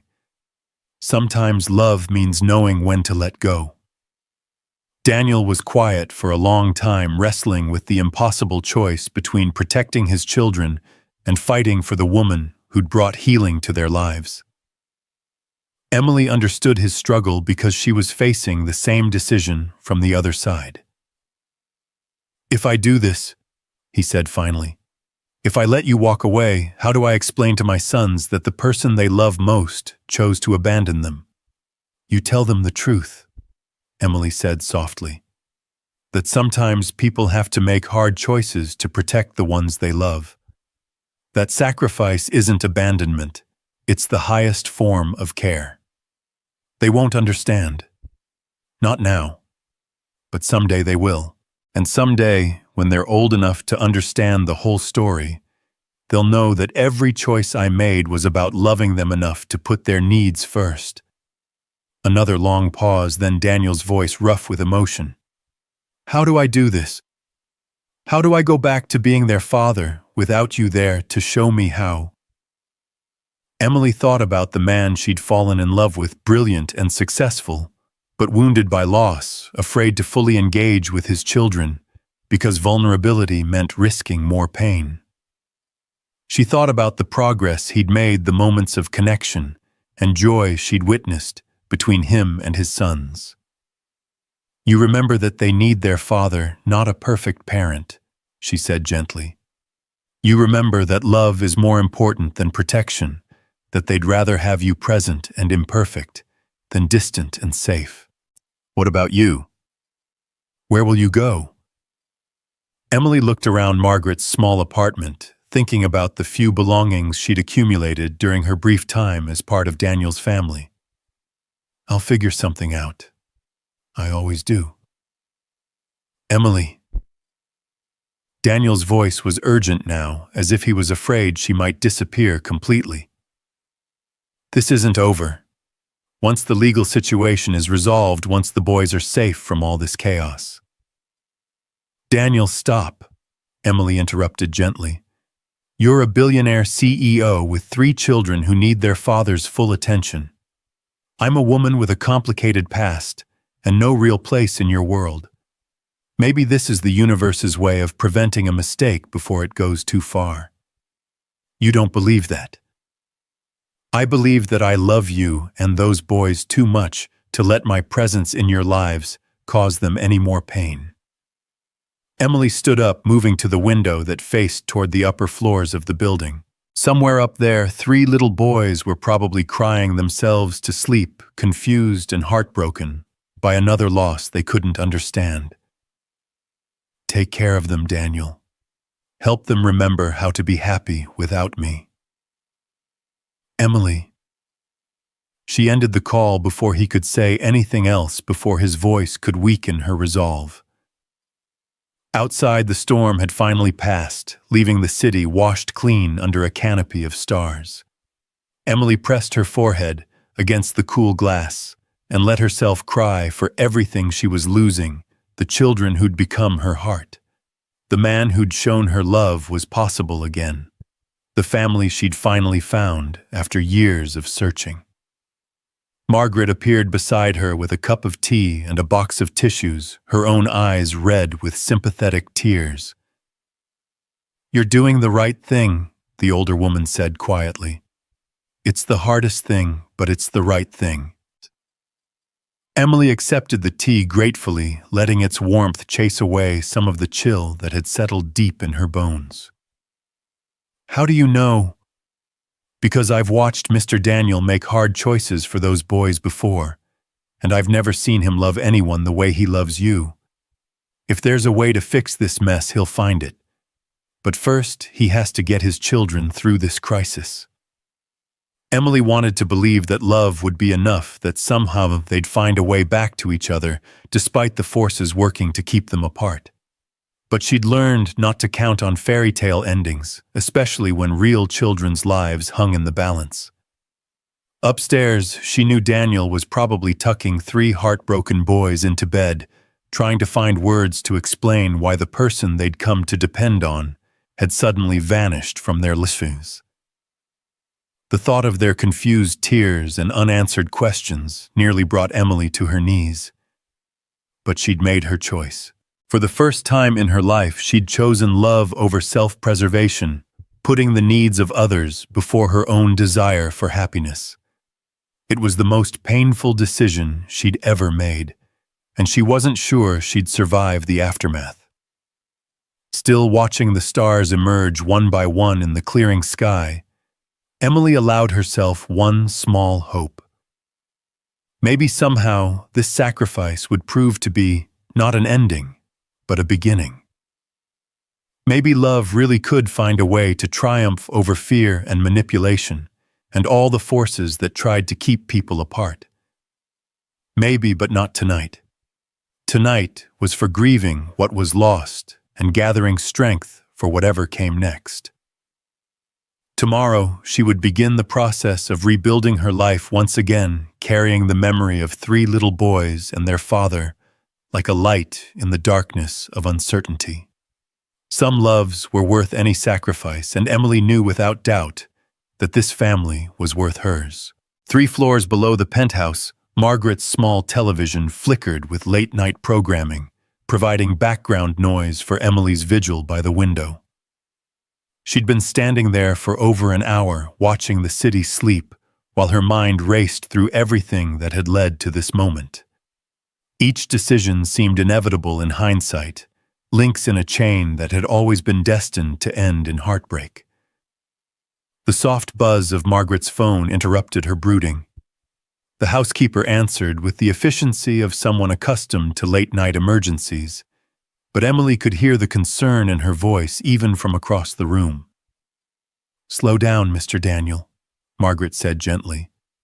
"What's wrong with Luke?" Emily spun away from the window, her heart immediately racing. She moved closer to Margaret, trying to catch fragments of the conversation that would tell her how serious the situation was. "Has he been running a fever?" Margaret asked, then paused. "And he's asking for her specifically. Oh dear." Emily felt her chest tighten with familiar panic. Luke had been more sensitive than his brothers since Victoria's death, more prone to anxiety and physical symptoms when his emotional world felt unstable. The stress of the CPS visit and her sudden absence could easily trigger the kind of episode that had sent him to the hospital twice in the past year. Margaret caught Emily's eye and nodded toward the phone. "He's asking if you can come up to help with Luke." The boy's worked himself into quite a state. Emily closed her eyes, torn between her protective instincts and the legal reality that constrained her actions. "The restraining order doesn't apply to medical emergencies," Margaret said firmly. "If a child's health is at risk, any reasonable judge would understand the need for appropriate intervention." Emily looked toward the ceiling, imagining Luke's pale face and frightened tears. She thought about Ethan and Mason, probably scared and confused as their little brother spiraled into panic. She thought about Daniel facing his worst nightmare, as a parent his child in distress, and the one person who could help legally forbidden from coming near. "What exactly is happening?" she asked Margaret. The housekeeper relayed the question, then listened intently to Daniel's response. "High fever, difficulty breathing, inconsolable crying. He keeps asking for you, specifically saying he needs Miss Emily to make him feel better." Emily felt her professional training kick in alongside her maternal instincts. Luke's symptoms could indicate anything from a panic attack to a more serious medical condition, but either way, a frightened child needed comfort from the people he trusted most. "Tell Daniel I'm coming up," she said, already moving toward the door. "Emily, dear, are you certain if Clara finds out?" "Clara can go to hell," Emily said with quiet vehemence. "That little boy needs help, and I'm not going to let legal technicalities stop me from giving it to him." The elevator ride to the penthouse felt endless, each floor marking her ascent back into the world she'd been forced to leave. Emily tried to prepare herself for whatever she might find, but nothing could have readied her for the scene that greeted her when the doors opened. Daniel stood in the hallway outside the boys' rooms, his hair disheveled and his shirt wrinkled from hours of stress.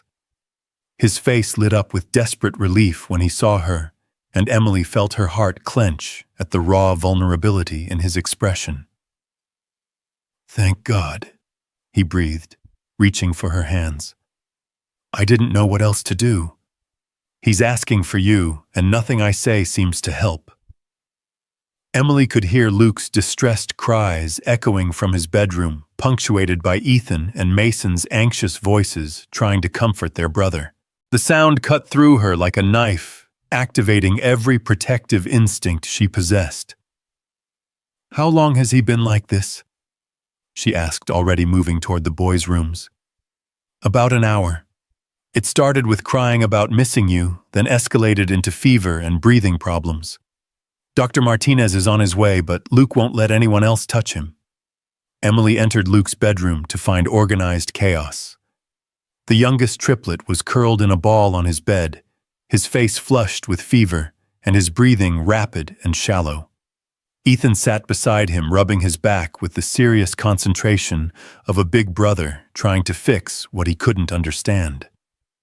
Mason paced by the window, his nervous energy reminding Emily painfully of his father. "Miss Emily!" Luke's cry was hoarse but filled with desperate relief. He struggled to sit up, reaching for her with trembling arms. Emily was beside him in an instant, gathering his small body against her chest and feeling the heat radiating from his skin. His breathing was definitely labored, though she couldn't immediately determine if it was due to fever anxiety or a combination of both. "I'm here, sweetheart," she murmured, her hand automatically checking his forehead and neck for signs of serious illness. "I'm right here. I thought you were gone forever." Luke sobbed against her shoulder. "I thought you left like Mommy did." Emily felt tears spring to her eyes at the raw pain in his voice. She looked up to find Daniel watching from the doorway, his face creased with guilt and helplessness. This was exactly what they'd both feared, that their adult complications would traumatize children who'd already endured too much loss. "I didn't leave like Mommy did," Emily said firmly, rocking Luke gently. "Mommy went to heaven because her body stopped working. I went downstairs because grown-ups have to follow certain rules sometimes. But I'm still here and I love you just as much as ever." "Then why can't you stay with us?" Ethan asked, his young voice thick with confusion and hurt. Emily looked at the three boys, Luke clinging to her desperately. Ethan trying to be brave while his world crumbled again, Mason fighting tears as he watched his family fall apart. These children deserved better than the chaos adults had brought into their lives. "Sometimes grown-ups have to deal with complicated problems that don't make sense to children," she said carefully. "But love doesn't change just because people can't be in the same place all the time." "It feels like it changes," Mason said quietly, finally abandoning his pacing to climb onto the bed beside them. Emily's heart broke all over again. She wrapped her free arm around Mason, while keeping Luke pressed close against her chest, feeling his breathing gradually slow as her presence calmed his panic. "Can you tell me what happened before Luke got sick?" she asked Ethan, knowing that understanding the emotional trigger would help her address the physical symptoms. "We were in the blanket fort after you left," Ethan explained with painful honesty. "Luke kept asking when you were coming back and Daddy said he didn't know. Then Luke started crying really hard and then he got hot and couldn't breathe good." Emily nodded, recognizing the pattern. Luke had worked himself into a panic attack that triggered a fever response not uncommon in sensitive children facing emotional trauma. The good news was that it wasn't a serious medical emergency. The bad news was that it indicated just how deeply her departure had affected him. "Luke, sweetheart, I need you to listen to me," she said gently, tilting his face up so she could look into his eyes. "Your body is feeling scared and sad, and that's making you sick. But you're going to be okay." "How do you know?" Luke whispered. "Because I know your body and I know your heart, and I know that you're one of the strongest, bravest boys in the whole world." Emily smoothed his hair back from his feverish forehead. "But I need you to help me make you feel better. Can you do that?" Luke nodded weakly, trusting her completely, despite his physical distress. "First, we're going to slow down your breathing. Put your hand on my chest and feel how I breathe." Emily demonstrated the slow, deep breathing pattern she'd learned during her own panic attacks years ago. "In through your nose, out through your mouth, just like me." Luke followed her lead, his small hand warm against her chest as he matched his breathing to hers. Gradually, the rapid, shallow pants gave way to deeper, more controlled breaths. "That's perfect," Emily praised. "Now we're going to tell your body that it's safe. Can you say, 'I am safe' for me?" "I am safe," Luke repeated obediently. "I am loved. I am loved. I am going to be okay. I am going to be okay." As they worked through the calming exercises, Emily became aware of Daniel standing quietly in the doorway, watching her work with his son. There was something in his expression that made her pulse quicken, not just gratitude or relief, but a deeper recognition of what they were witnessing together. Dr. Martinez arrived as Luke's fever was beginning to break his breathing, returning to normal as the panic subsided. The elderly physician conducted his examination with gentle efficiency, confirming Emily's assessment that the episode had been primarily anxiety-induced rather than a sign of serious illness. "The fever should continue to drop over the next hour," he told Daniel quietly. "But I'm more concerned about the underlying emotional distress that triggered this episode." Emily felt the weight of guilt settle on her shoulders.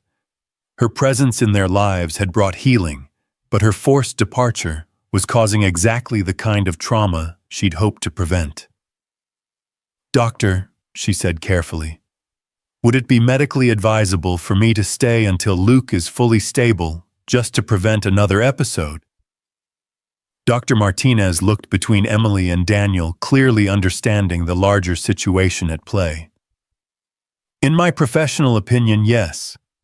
This child's emotional regulation is closely tied to his sense of security with his primary caregivers. Disrupting that relationship abruptly could have serious health consequences." Emily felt a surge of hope mixed with trepidation. If Dr. Martinez was willing to provide medical justification for her presence, it might override the restraining order temporarily. But it would also mean prolonging the agony for everyone involved. "How long would you recommend?" Daniel asked. "Until the child demonstrates stable emotional regulation without symptoms of anxiety or panic. Could be hours, could be days." Dr. Martinez packed up his medical bag with deliberate care. "Of course, that's purely a medical recommendation. Legal considerations are outside my area of expertise." Emily understood the subtext. The doctor was giving them cover to do what was best for Luke's health, regardless of the complications it might create with Clara's legal maneuvering. After Dr. Martinez left, Emily found herself alone with Daniel and the boys for the first time since the CPS visit. The artificial distance she'd tried to maintain felt impossible to sustain when faced with Luke's continued need for comfort and his brother's obvious distress. "Can you stay tonight?" Ethan asked quietly. "Just until Luke feels better." Emily looked at Daniel, seeing her own conflict reflected in his eyes. They both knew that staying would complicate everything, but they also knew that leaving would traumatize a child who was already barely holding himself together. "I can stay on the couch in the family room," Emily said carefully. "That way I'm close if Luke needs me, but I'm not overstepping any boundaries." Daniel nodded gratefully. "I think that's best for everyone." As they settled the boys back into their beds, Emily felt the bitter sweetness of being exactly where she belonged, while knowing it couldn't last. Luke's breathing had returned to normal, his fever was breaking, and his brothers were finally relaxing enough to consider sleep. But tomorrow would bring new challenges, new complications, new reasons why their makeshift family couldn't survive in the real world. "Miss Emily," Luke's voice was drowsy but still anxious, "will you still be here when I wake up?" Emily looked at Daniel, seeking guidance about how much truth a sick 5-year-old could handle. His slight nod gave her permission to offer the comfort Luke needed. "I'll be here as long as you need me to be," she promised, meaning it with every fiber of her being. As the boys finally drifted off to sleep, Emily made her way to the family room couch, wrapping herself in the same blanket they'd used for their fort earlier that evening. Daniel followed, settling into the chair across from her, with the careful distance that had become necessary in their complicated situation. "Thank you," he said quietly, "for coming back, for helping him, for putting his needs first, even when it costs you." Emily pulled the blanket tighter around herself, trying to ward off the chill that had nothing to do with temperature. "It's what any parent would do." "You're not his parent," Daniel pointed out gently.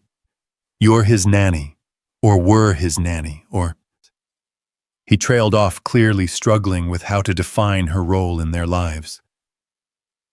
"I'm someone who loves him," Emily said simply. "That's the only definition that matters."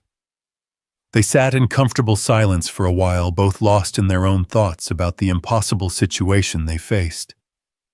Emily found herself memorizing the details of the family room, the way moonlight streamed through the windows, the lingering scent of their earlier hot chocolate, the photos of happier times that lined the mantelpiece.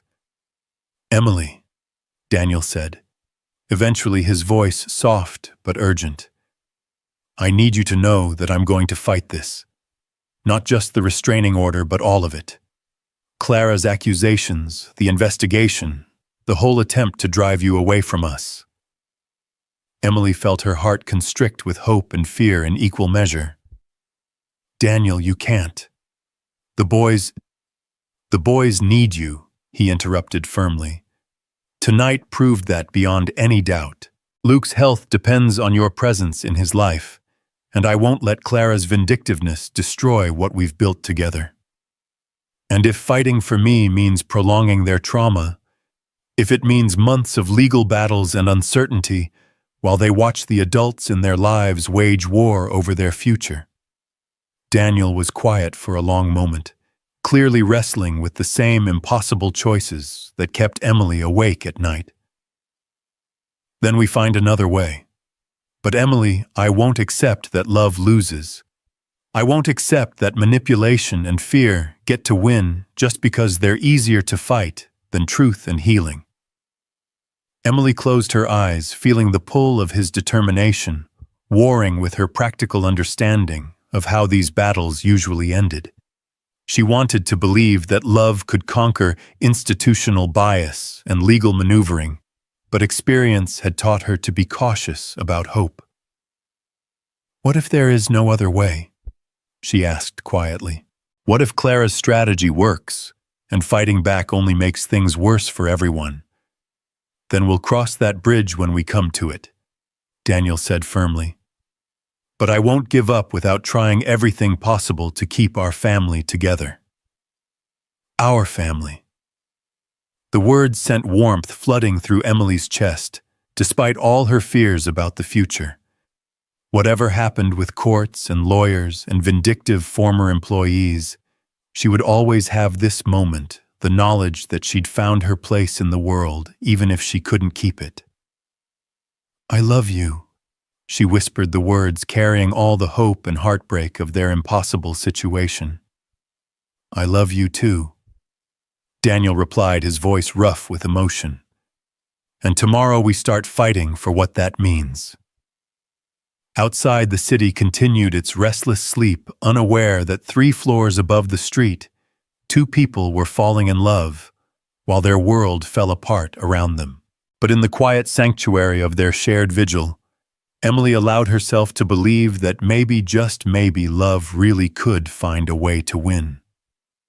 After all, some battles were worth fighting, regardless of the odds, and some families were worth any sacrifice required to protect them. The battle Emily had dreaded began at dawn, arriving with the precision of military strike. She woke to the sound of her phone buzzing insistently against the coffee table, Margaret's anxious voice cutting through the early morning quiet like a blade. Emily, dear, you need to see the news, Margaret whispered urgently from her apartment downstairs. They're saying terrible things. Lies, all of them, but people will believe anything when it's printed in black and white.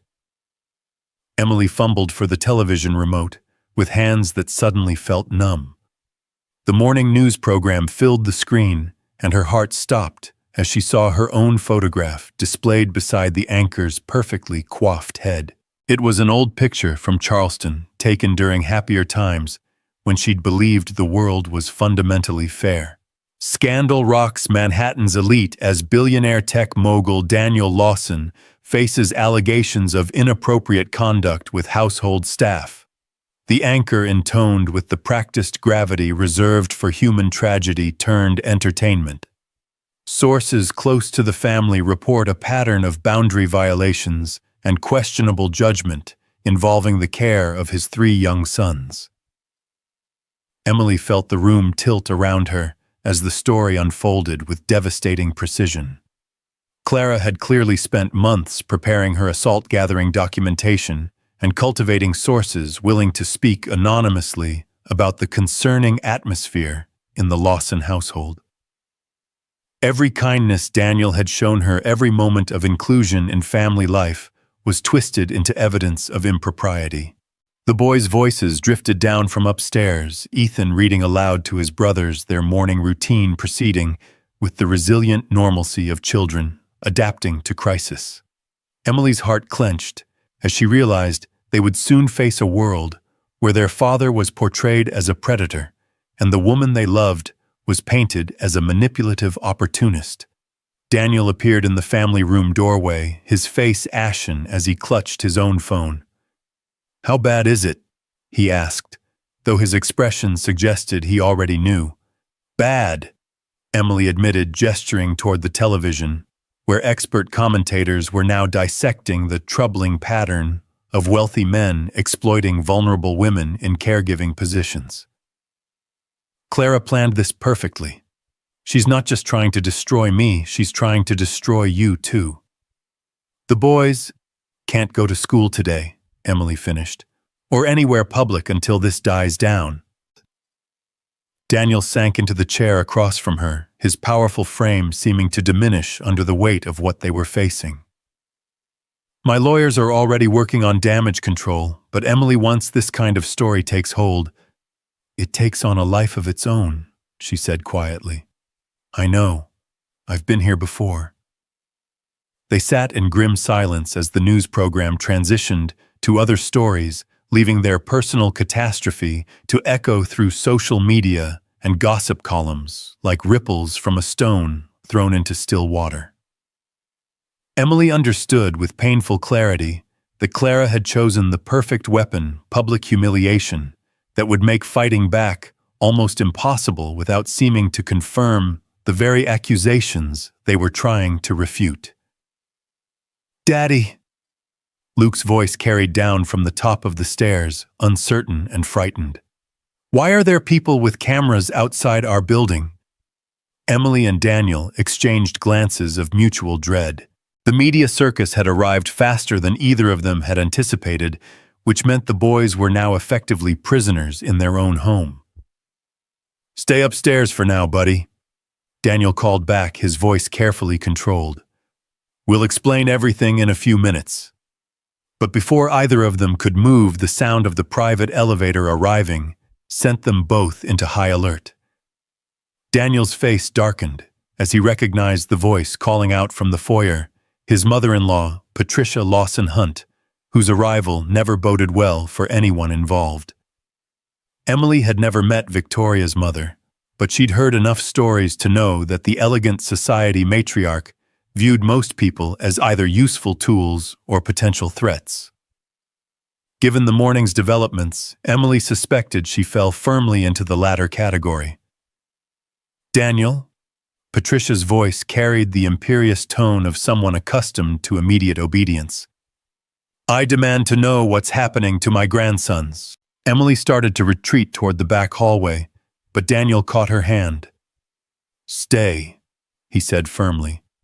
"Whatever she has to say, she can say it in front of both of us." Patricia Lawson Hunt swept into the family room, like an avenging angel dressed in Chanel, her silver hair perfectly coiffed, despite the early hour, and her blue eyes blazing with righteous fury. She was elegant and intimidating in the way that only old money could produce, and her gaze fixed on Emily with laser-like intensity. "So you're the little gold digger who's been corrupting my daughter's family," Patricia said, with the casual cruelty that passed for directness among the wealthy elite. Emily felt her spine straighten despite the exhaustion and fear weighing on her shoulders. She'd faced down vindictive society women before, and she wasn't about to cower now, especially not in front of the children who might overhear this conversation. "I'm Emily Carter," she replied evenly. "I've been caring for your grandsons for the past month." "Caring for them?" Patricia laughed, the sound sharp and cutting. "Is that what you call seducing their father while they're grieving their mother's death?" "Patricia, that's enough." Daniel's voice carried a warning that most people were smart enough to heed. But Patricia had spent decades perfecting the art of emotional manipulation, and she wasn't finished with her assault. "Those boys have been through enough trauma without watching their father make a fool of himself over some opportunistic nobody who preys on vulnerable widowers." Emily felt the familiar burn of shame and anger that came with being dismissed and diminished by people who viewed her as inherently less worthy of respect. But this time, instead of retreating, she found herself stepping forward. "Mrs. Lawson-Hunt," she said quietly, "I understand you're concerned about your grandson's welfare. I share that concern, but I won't stand here and let you speak about me or their father in ways that could damage their sense of security." Patricia's eyebrows rose in surprise. Clearly, she hadn't expected resistance from someone she'd already categorized as beneath her notice. "Security?" Patricia scoffed. "What security do you think they have when their father's name is being dragged through every tabloid in the city? When photographers are camped outside their home because he couldn't keep his hands off the help?"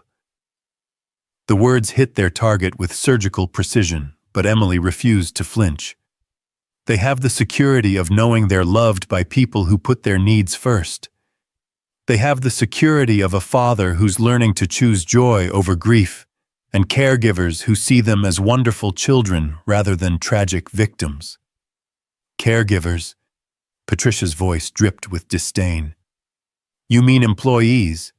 Hired help who can be dismissed when they overstep their bounds." "I mean family," Emily said firmly, surprising herself with the strength in her voice. "I mean people who love those boys enough to fight for their happiness even when it's difficult or inconvenient." Patricia turned to Daniel with an expression of wounded betrayal. "Victoria would be heartbroken to see what you've allowed to happen to her children. She trusted you to protect them, not expose them to this kind of scandal." Emily saw Daniel flinch, as if he'd been struck, and she felt her protective instincts flare to life. Patricia was using his grief and guilt as weapons, attacking the very progress he'd made in learning to be present for his children. Victoria would be heartbroken to see her sons retreating into themselves because the adults around them were too afraid to love again, Emily said before Daniel could respond. She would be devastated to know that fear of judgment was keeping her husband from being the father those boys deserve. "How dare you presume to know what my daughter would want?" Patricia's composure cracked slightly, revealing the raw grief beneath her polished exterior. Emily felt a sudden surge of sympathy for this woman, who was clearly fighting her own battle with loss and powerlessness. "I don't presume to know Victoria's thoughts, but I know her children, and I know they're desperate to see their father smile again. They need him to model how to choose love over fear, how to build new happiness without forgetting what they've lost." The room fell silent except for the distant sound of the boys' voices upstairs, their innocent chatter a stark contrast to the emotional battlefield below. Emily could see Daniel struggling with conflicting loyalties, his desire to defend what they'd built together, warring with his lifelong habit of deferring to his mother-in-law's judgment. "Mrs. Lawson-Hunt," Emily said more gently, "I know you love those boys. I know you want what's best for them. So do I. So does their father. Maybe instead of fighting each other, we should focus on protecting them from the chaos that's trying to tear their world apart." Patricia studied Emily with new interest, clearly reassessing her initial assumptions about the young woman's character and intelligence. "And how exactly do you propose we do that?" Emily took a deep breath, knowing she was about to suggest something that might destroy any chance she had of remaining in the boys' lives. "By removing the source of controversy, by ensuring that their father's reputation isn't damaged by his association with me." "Emily, no," Daniel started, but she held up a hand to stop him. "I resign my position permanently." She continued, her voice steady despite the breaking of her heart. "I publicly accept responsibility for any inappropriate behavior, real or imagined. I remove myself from their lives completely so that Daniel can focus on rebuilding his reputation, and the boys can move forward without the shadow of scandal following them." The silence that followed was deafening.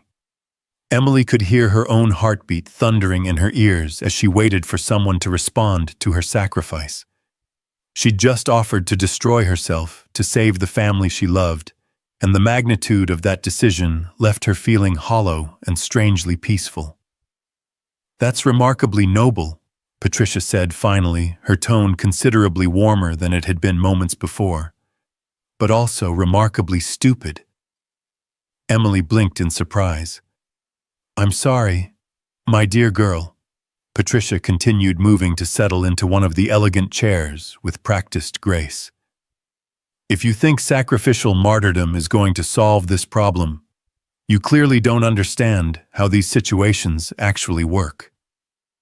"I don't follow." Patricia smiled, and for the first time Emily caught a glimpse of the woman who had raised Victoria and commanded respect in some of the most exclusive circles in New York.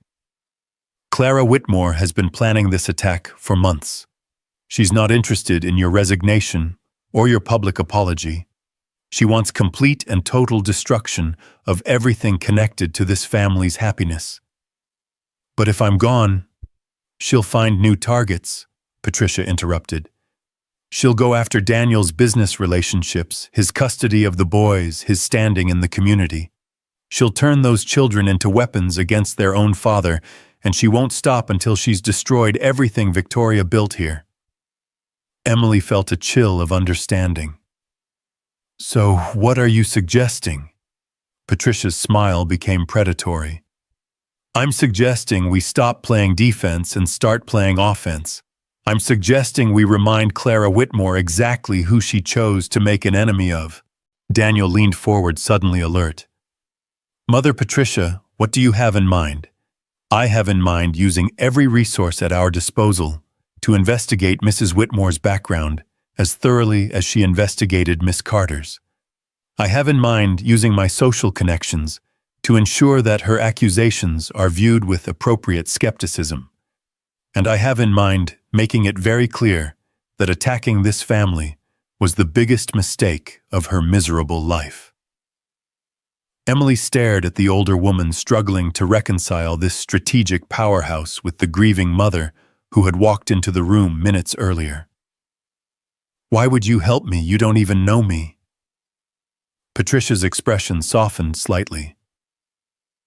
"Because I've spent the last month watching my grandsons through various sources, neighbors, teachers, family, friends. And do you know what every single one of them has told me?" Emily shook her head, afraid to hope. "They've told me that those boys are happy again. They're laughing, playing, engaging with the world around them, instead of simply surviving it. They've told me that Daniel is present in ways he hasn't been since Victoria died." Patricia's voice grew thick with emotion. "Whatever you've done in this house, whatever magic you've worked with my family, it's given me back my grandsons. And I'll be damned if I let some vindictive servant destroy that."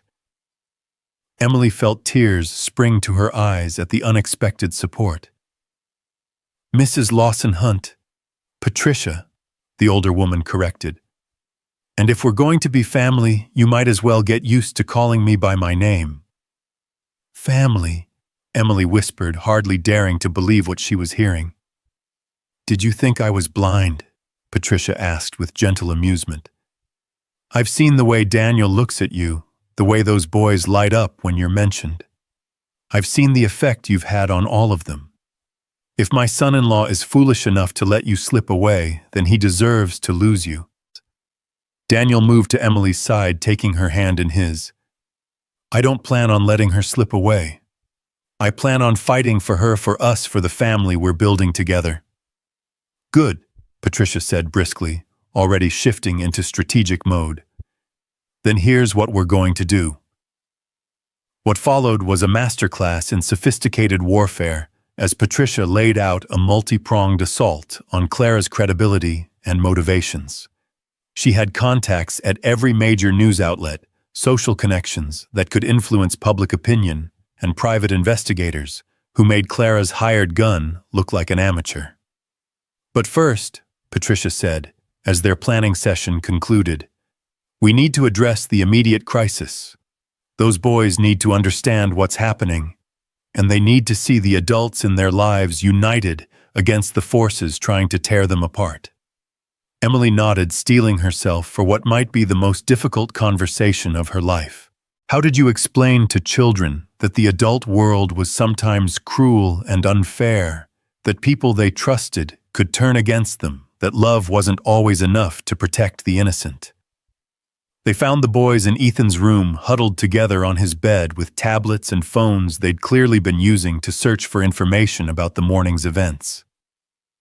Their faces were pale with confusion and fear, and Emily's heart broke at the sight of their lost innocence. "Boys," Daniel said gently, settling onto the bed beside them. "We need to talk about what's happening." "Are you in trouble, Daddy?" Luke asked in a small voice.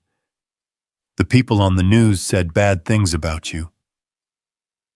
"Sometimes people say things that aren't true because they're angry or hurt," Daniel explained carefully. "Mrs. Whitmore is upset about losing her job, so she's telling lies to try to make us look bad." "But why would anyone believe lies?" Mason demanded with 5-year-old logic. "Because sometimes lies sound more interesting than the truth," Emily said softly, joining their family circle on the bed. "And because some people like to think the worst about others instead of looking for the good." "Are you going to leave us again?" Ethan asked, his voice barely audible. Emily looked at Daniel, then at Patricia, seeing her own determination reflected in their faces. "Not if I can help it. We're going to fight to stay together as a family." "All of us," Luke pressed, needing absolute clarity about his security. "All of us, Patricia said firmly, moving to join them on the increasingly crowded bed. "Including me. I'm not going to let anyone hurt my grandsons or the people they love." The boys absorbed this with the resilience children showed when faced with adult promises backed by obvious commitment. Emily could see them beginning to relax their natural optimism, reasserting itself in the face of unified adult protection. "Can we still have pancakes for breakfast?" Mason asked, his priorities refreshingly straightforward. "We can have anything you want for breakfast." Emily laughed, relief flooding through her at the return of normal childhood concerns.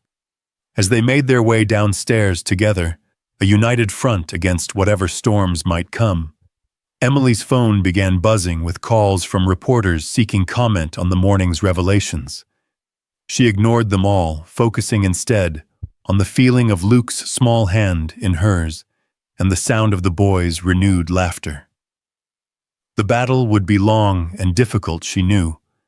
Clara's accusations would have to be systematically refuted. Public opinion would have to be carefully managed, and legal challenges would need to be navigated with precision. But surrounded by the people she'd come to love as family, Emily felt a strength she'd never experienced before. Patricia proved to be a formidable ally, her decades of social warfare providing advantages Emily had never imagined. Within hours, competing narratives began appearing in more reputable outlets, stories about Daniel's business success and philanthropic efforts, testimonials from families who had worked with Emily during her years in childcare, expert commentary on the phenomenon of disgruntled employees making false accusations against wealthy employers. "The tide is turning," Patricia announced during their afternoon strategy session while the boys napped. "Clara's credibility is already being questioned, and I have it on good authority that several of her supposed sources are reconsidering their statements." "What changed their minds?" Daniel asked. Patricia smiled with satisfaction. "Let's just say that people are more willing to tell the truth when they understand the full consequences of lying."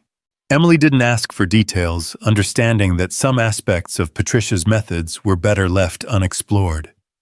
She was grateful for the older woman's support, but she also recognized that this level of protection came with its own obligations and complications. The real turning point came 3 days later when Dr. Martinez held a press conference at the Children's Hospital, where he served as chief of pediatrics. Standing behind a podium laden with microphones, the respected physician delivered a statement that cut through the media noise with surgical precision. "I have treated the Lawson children since their birth," he said, with quiet authority. "I have observed their development, their response to trauma, and their recent remarkable recovery. Emily Carter's presence in their lives has been nothing short of miraculous from a medical standpoint. These children have healed under her care in ways that no amount of therapy or medication could achieve." He paused, letting his words sink in before delivering the killing blow. "Any suggestion that Miss Carter represents a threat to these children's welfare is not only false, it's harmful to 3 young patients who have already endured more loss than most adults face in a lifetime." The effect was immediate and devastating to Clara's narrative. Medical authority carried weight that gossip and innuendo could never match, and Dr. Martinez's reputation was beyond reproach. News outlets began walking back their more sensational claims, focusing instead on the complicated dynamics of modern family structures. But the most powerful moment came that evening when the boys themselves decided to take action. Emily found them in the family room, huddled around Ethan's tablet, with expressions of determined concentration. "What are you boys working on?" she asked, settling beside them on the couch. "We're making a video," Ethan announced with the seriousness of a general planning military strategy, "to tell people the truth about our family." "What kind of truth?" Emily asked gently. "That you take good care of us," Luke said firmly. "That Daddy smiles now because you're here. That we're happy and safe and loved." Emily felt tears spring to her eyes as she watched these 3 little boys taking on the adult world with nothing but honesty and love as their weapons. "Sweethearts, you don't need to defend us. That's not your job." "But it's not fair," Mason protested. "People are saying mean things that aren't true. We want to tell them what really happened." Daniel appeared in the doorway, having overheard the conversation. "What really happened?" he asked, sitting down beside Emily. "You were sad," Ethan said simply. "Really, really sad after Mommy died. And we were sad too, and angry, and we made all the other nannies go away because they weren't right. But Miss Emily was different," Luke continued the story. "She didn't get scared when we were bad. She helped us build forts and make pancakes and remember how to laugh. And she helped Daddy remember how to hug us," Mason added with devastating honesty. "Before Miss Emily came, Daddy forgot how to be happy with us." Emily looked at Daniel and saw her own emotions reflected in his face: pride in these remarkable children, gratitude for their fierce loyalty, and determination to be worthy of their love. "And now we're a family again," Ethan concluded. "Not the same as before, but good in a new way. Miss Emily didn't take Mommy's place, she just helped us find room in our hearts for more love." The video they created was simple and heartfelt. 3 little boys speaking directly to the camera about their experience with the woman who had brought healing to their lives. They didn't address the accusations or legal complexities, they simply told their truth, with the clarity that only children could achieve. When Daniel's legal team arranged for the video to be released through proper channels, it went viral within hours. The sight of 3 grieving children defending the woman they loved proved more powerful than any carefully crafted public relations campaign. Comment sections filled with messages of support, and even the most cynical reporters found it difficult to maintain their aggressive stance in the face of such innocent honesty. Clara's response was swift and vicious, a final desperate attempt to salvage her narrative by attacking the children themselves. She suggested that the boys had been coached, that their emotional manipulation was evidence of Emily's inappropriate influence over them. It was the mistake Patricia had been waiting for. "No one attacks my grandsons," the elegant matriarch announced grimly. "No one." What followed was the complete and systematic destruction of Clara Whitmore's credibility and future prospects. Patricia's investigators uncovered a pattern of manipulative behavior spanning decades, evidence of financial impropriety in her previous positions, and testimony from other families who had suffered under her vindictive reign. But perhaps most damaging was the revelation that Clara had been embezzling from the Lawson household for years, using her position to systematically steal from a family she had sworn to serve. When presented with irrefutable evidence of her crimes, prosecutors moved quickly to file charges that would ensure she spent years in prison rather than bothering anyone else's family. The legal victory felt hollow to Emily, who took no satisfaction in another person's downfall. But watching the boys return to their normal routines, school playdates, bedtime stories, she felt profound relief that their security had been restored. 2 weeks after Clara's arrest, Daniel found Emily in the family room, where their adventure had begun, reading to the boys in the afternoon sunlight that streamed through the floor-to-ceiling windows. The sight still took his breath away, this woman, who had walked into their lives, carrying her own grief and somehow transformed it into healing for everyone around her. "Boys," he said softly, "could I borrow Miss Emily for a few minutes?" The triplets looked up from their books with expressions of mild curiosity. After everything they'd been through, brief separations no longer triggered panic attacks or abandonment fears. They had learned to trust that the people they loved would return. "Are you going to ask her to marry you?" Luke asked with the straightforward logic of a 5-year-old. Daniel felt his face flush while Emily nearly dropped the book she was holding. "What makes you think that?" he managed to ask. "Because you look at her the same way Prince Eric looks at Ariel in the movie," Ethan explained matter-of-factly. "And because you bought a ring. We saw it in your desk drawer when we were looking for tape." "Were you snooping in Daddy's desk?" Emily asked, trying to recover her composure. "We weren't snooping," Mason protested. "We were exploring. There's a difference." Daniel laughed, despite his nervousness, reminded once again that his sons were far more observant than most adults gave them credit for. "You're right, Luke. I was planning to ask Miss Emily to marry me, but I wanted to ask you boys first, if that would be okay with you."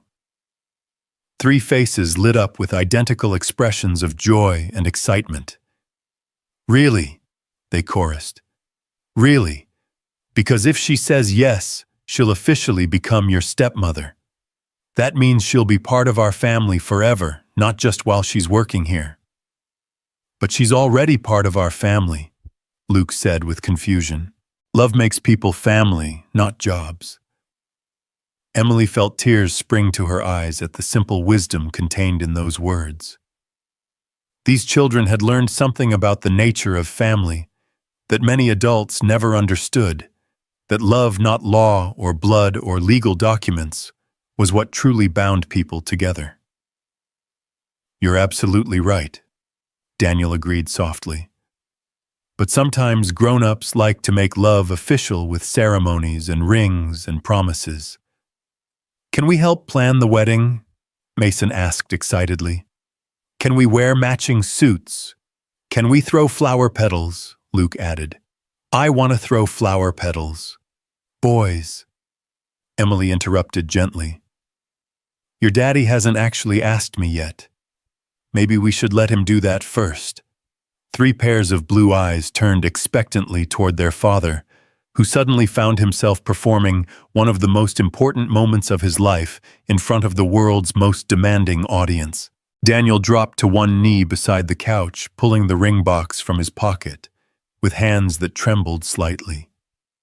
Emily's breath caught as he opened it to reveal a stunning solitaire that caught the afternoon light and scattered it in rainbow fragments across the room. "Emily Carter," he said formally, his voice rough with emotion, You walked into our lives when we were broken and angry and lost. You showed us how to be a family again, how to choose joy over grief, how to love without fear. Will you marry me? Will you officially become part of our family forever? Emily looked at this man who had given her everything she'd ever wanted, not just love but belonging, purpose, and the chance to be a mother to 3 extraordinary children. She thought about all the obstacles they'd overcome, all the forces that had tried to tear them apart, all the reasons why this moment should have been impossible. "Yes," she whispered, then louder as joy bubbled up inside her chest. "Yes, Daniel Lawson, I will marry you. I will be part of this family forever." The boys erupted in cheers as Daniel slipped the ring onto her finger, their excitement drowning out any words the adults might have tried to exchange. Emily found herself buried under 3 small bodies as they launched themselves at her in a group tackle that spoke of pure, uncomplicated happiness. "Can we call you Mom now?"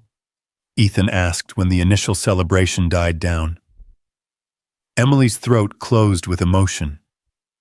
"If that's what you want. But you know that doesn't mean I'm trying to replace your first mom, right? It just means you're lucky enough to have 2 moms who love you." "We know," Luke said seriously. "Our first mom lives in our hearts, and our new mom lives in our house. That way we're covered no matter what." Daniel pulled Emily against his side, his arms encompassing all 4 of them in an embrace that felt like coming home after a long, difficult journey. Outside New York continued its relentless pace, but inside their family room, time seemed to slow to match the rhythm of hearts beating in sync. "I love you," Daniel murmured against Emily's hair. "All of you, my whole world." "We love you too, Daddy," the boys chorused. "And I love all of you more than there are stars in the sky," Emily added, using the phrase that had become their family benediction. As afternoon faded into evening, and the boys finally returned to their books, Emily found herself staring at the ring on her finger and marveling at the path that had brought her to this moment. She thought about her daughter Sophie, who would soon gain 3 younger brothers, and a stepfather who understood the complexities of blended families. She thought about Margaret, who had already started planning a celebration dinner. She thought about Patricia, who had proved that sometimes the fiercest protectors came in the most unexpected packages. Most of all, she thought about the children who had taught her that love really could unconquer fear, that families could be built from the broken pieces of other families, and that sometimes the greatest adventures began with the biggest messes. 6 months later, Emily walked down the aisle of the same cathedral where Daniel and Victoria had been married, carrying a bouquet of white roses mixed with wildflowers the boys had picked themselves. Sophie, radiant in her role as maid of honor, walked beside her new brothers who took their jobs as ring-bearers with the utmost seriousness. The ceremony was simple but elegant, witnessed by friends and family who had supported them through their darkest days and celebrated their journey back to joy. Dr. Martinez gave the blessing, Margaret cried happy tears from the front row, and Patricia beamed with satisfaction at the successful completion of her campaign to secure her grandson's happiness. But the moment that would live forever in Emily's memory came during the reception, when all 4 children, Sophie and the triplets, stood together to toast their new family. "To Emily and Daddy," Ethan said solemnly, raising his glass of sparkling apple cider, "for showing us that love wins, always." "To our family," Sophie added with the wisdom of her 7 years, "which is weird and wonderful and perfect, just the way it is." "To adventures," Mason contributed enthusiastically. "To pancakes," Luke concluded, making everyone laugh. "To love," Daniel said, pulling Emily close as their children giggled around them. "To second chances and new beginnings, and the belief that happiness is always possible if you're brave enough to fight for it." Emily looked around at the faces surrounding her children, who had learned to trust again, a man who had chosen love over fear, friends, who had become family, and family who had become friends. The path to this moment had been fraught with obstacles and heartbreak, but every challenge had only strengthened the bonds between them. To home. She whispered the word, encompassing everything they had built together. To finding exactly where we belong. As the celebration continued around them, Emily allowed herself to believe fully in fairy tale endings, not the perfect kind found in storybooks, but the real kind forged through courage, sacrifice, and the unshakable conviction that love, in all its messy and complicated glory, really could conquer all. Some battles were worth fighting, some families were worth every risk, and some loves were powerful enough to transform broken hearts into something beautiful and whole. Looking at her husband's face, hearing her children's laughter, feeling the solid warmth of the life they had built together, Emily knew without doubt that this was one of those loves. And in a penthouse high above Manhattan, where 3 little boys had once driven away every caregiver with their pain and anger, the sound of family laughter echoed through rooms that had learned once again to be home.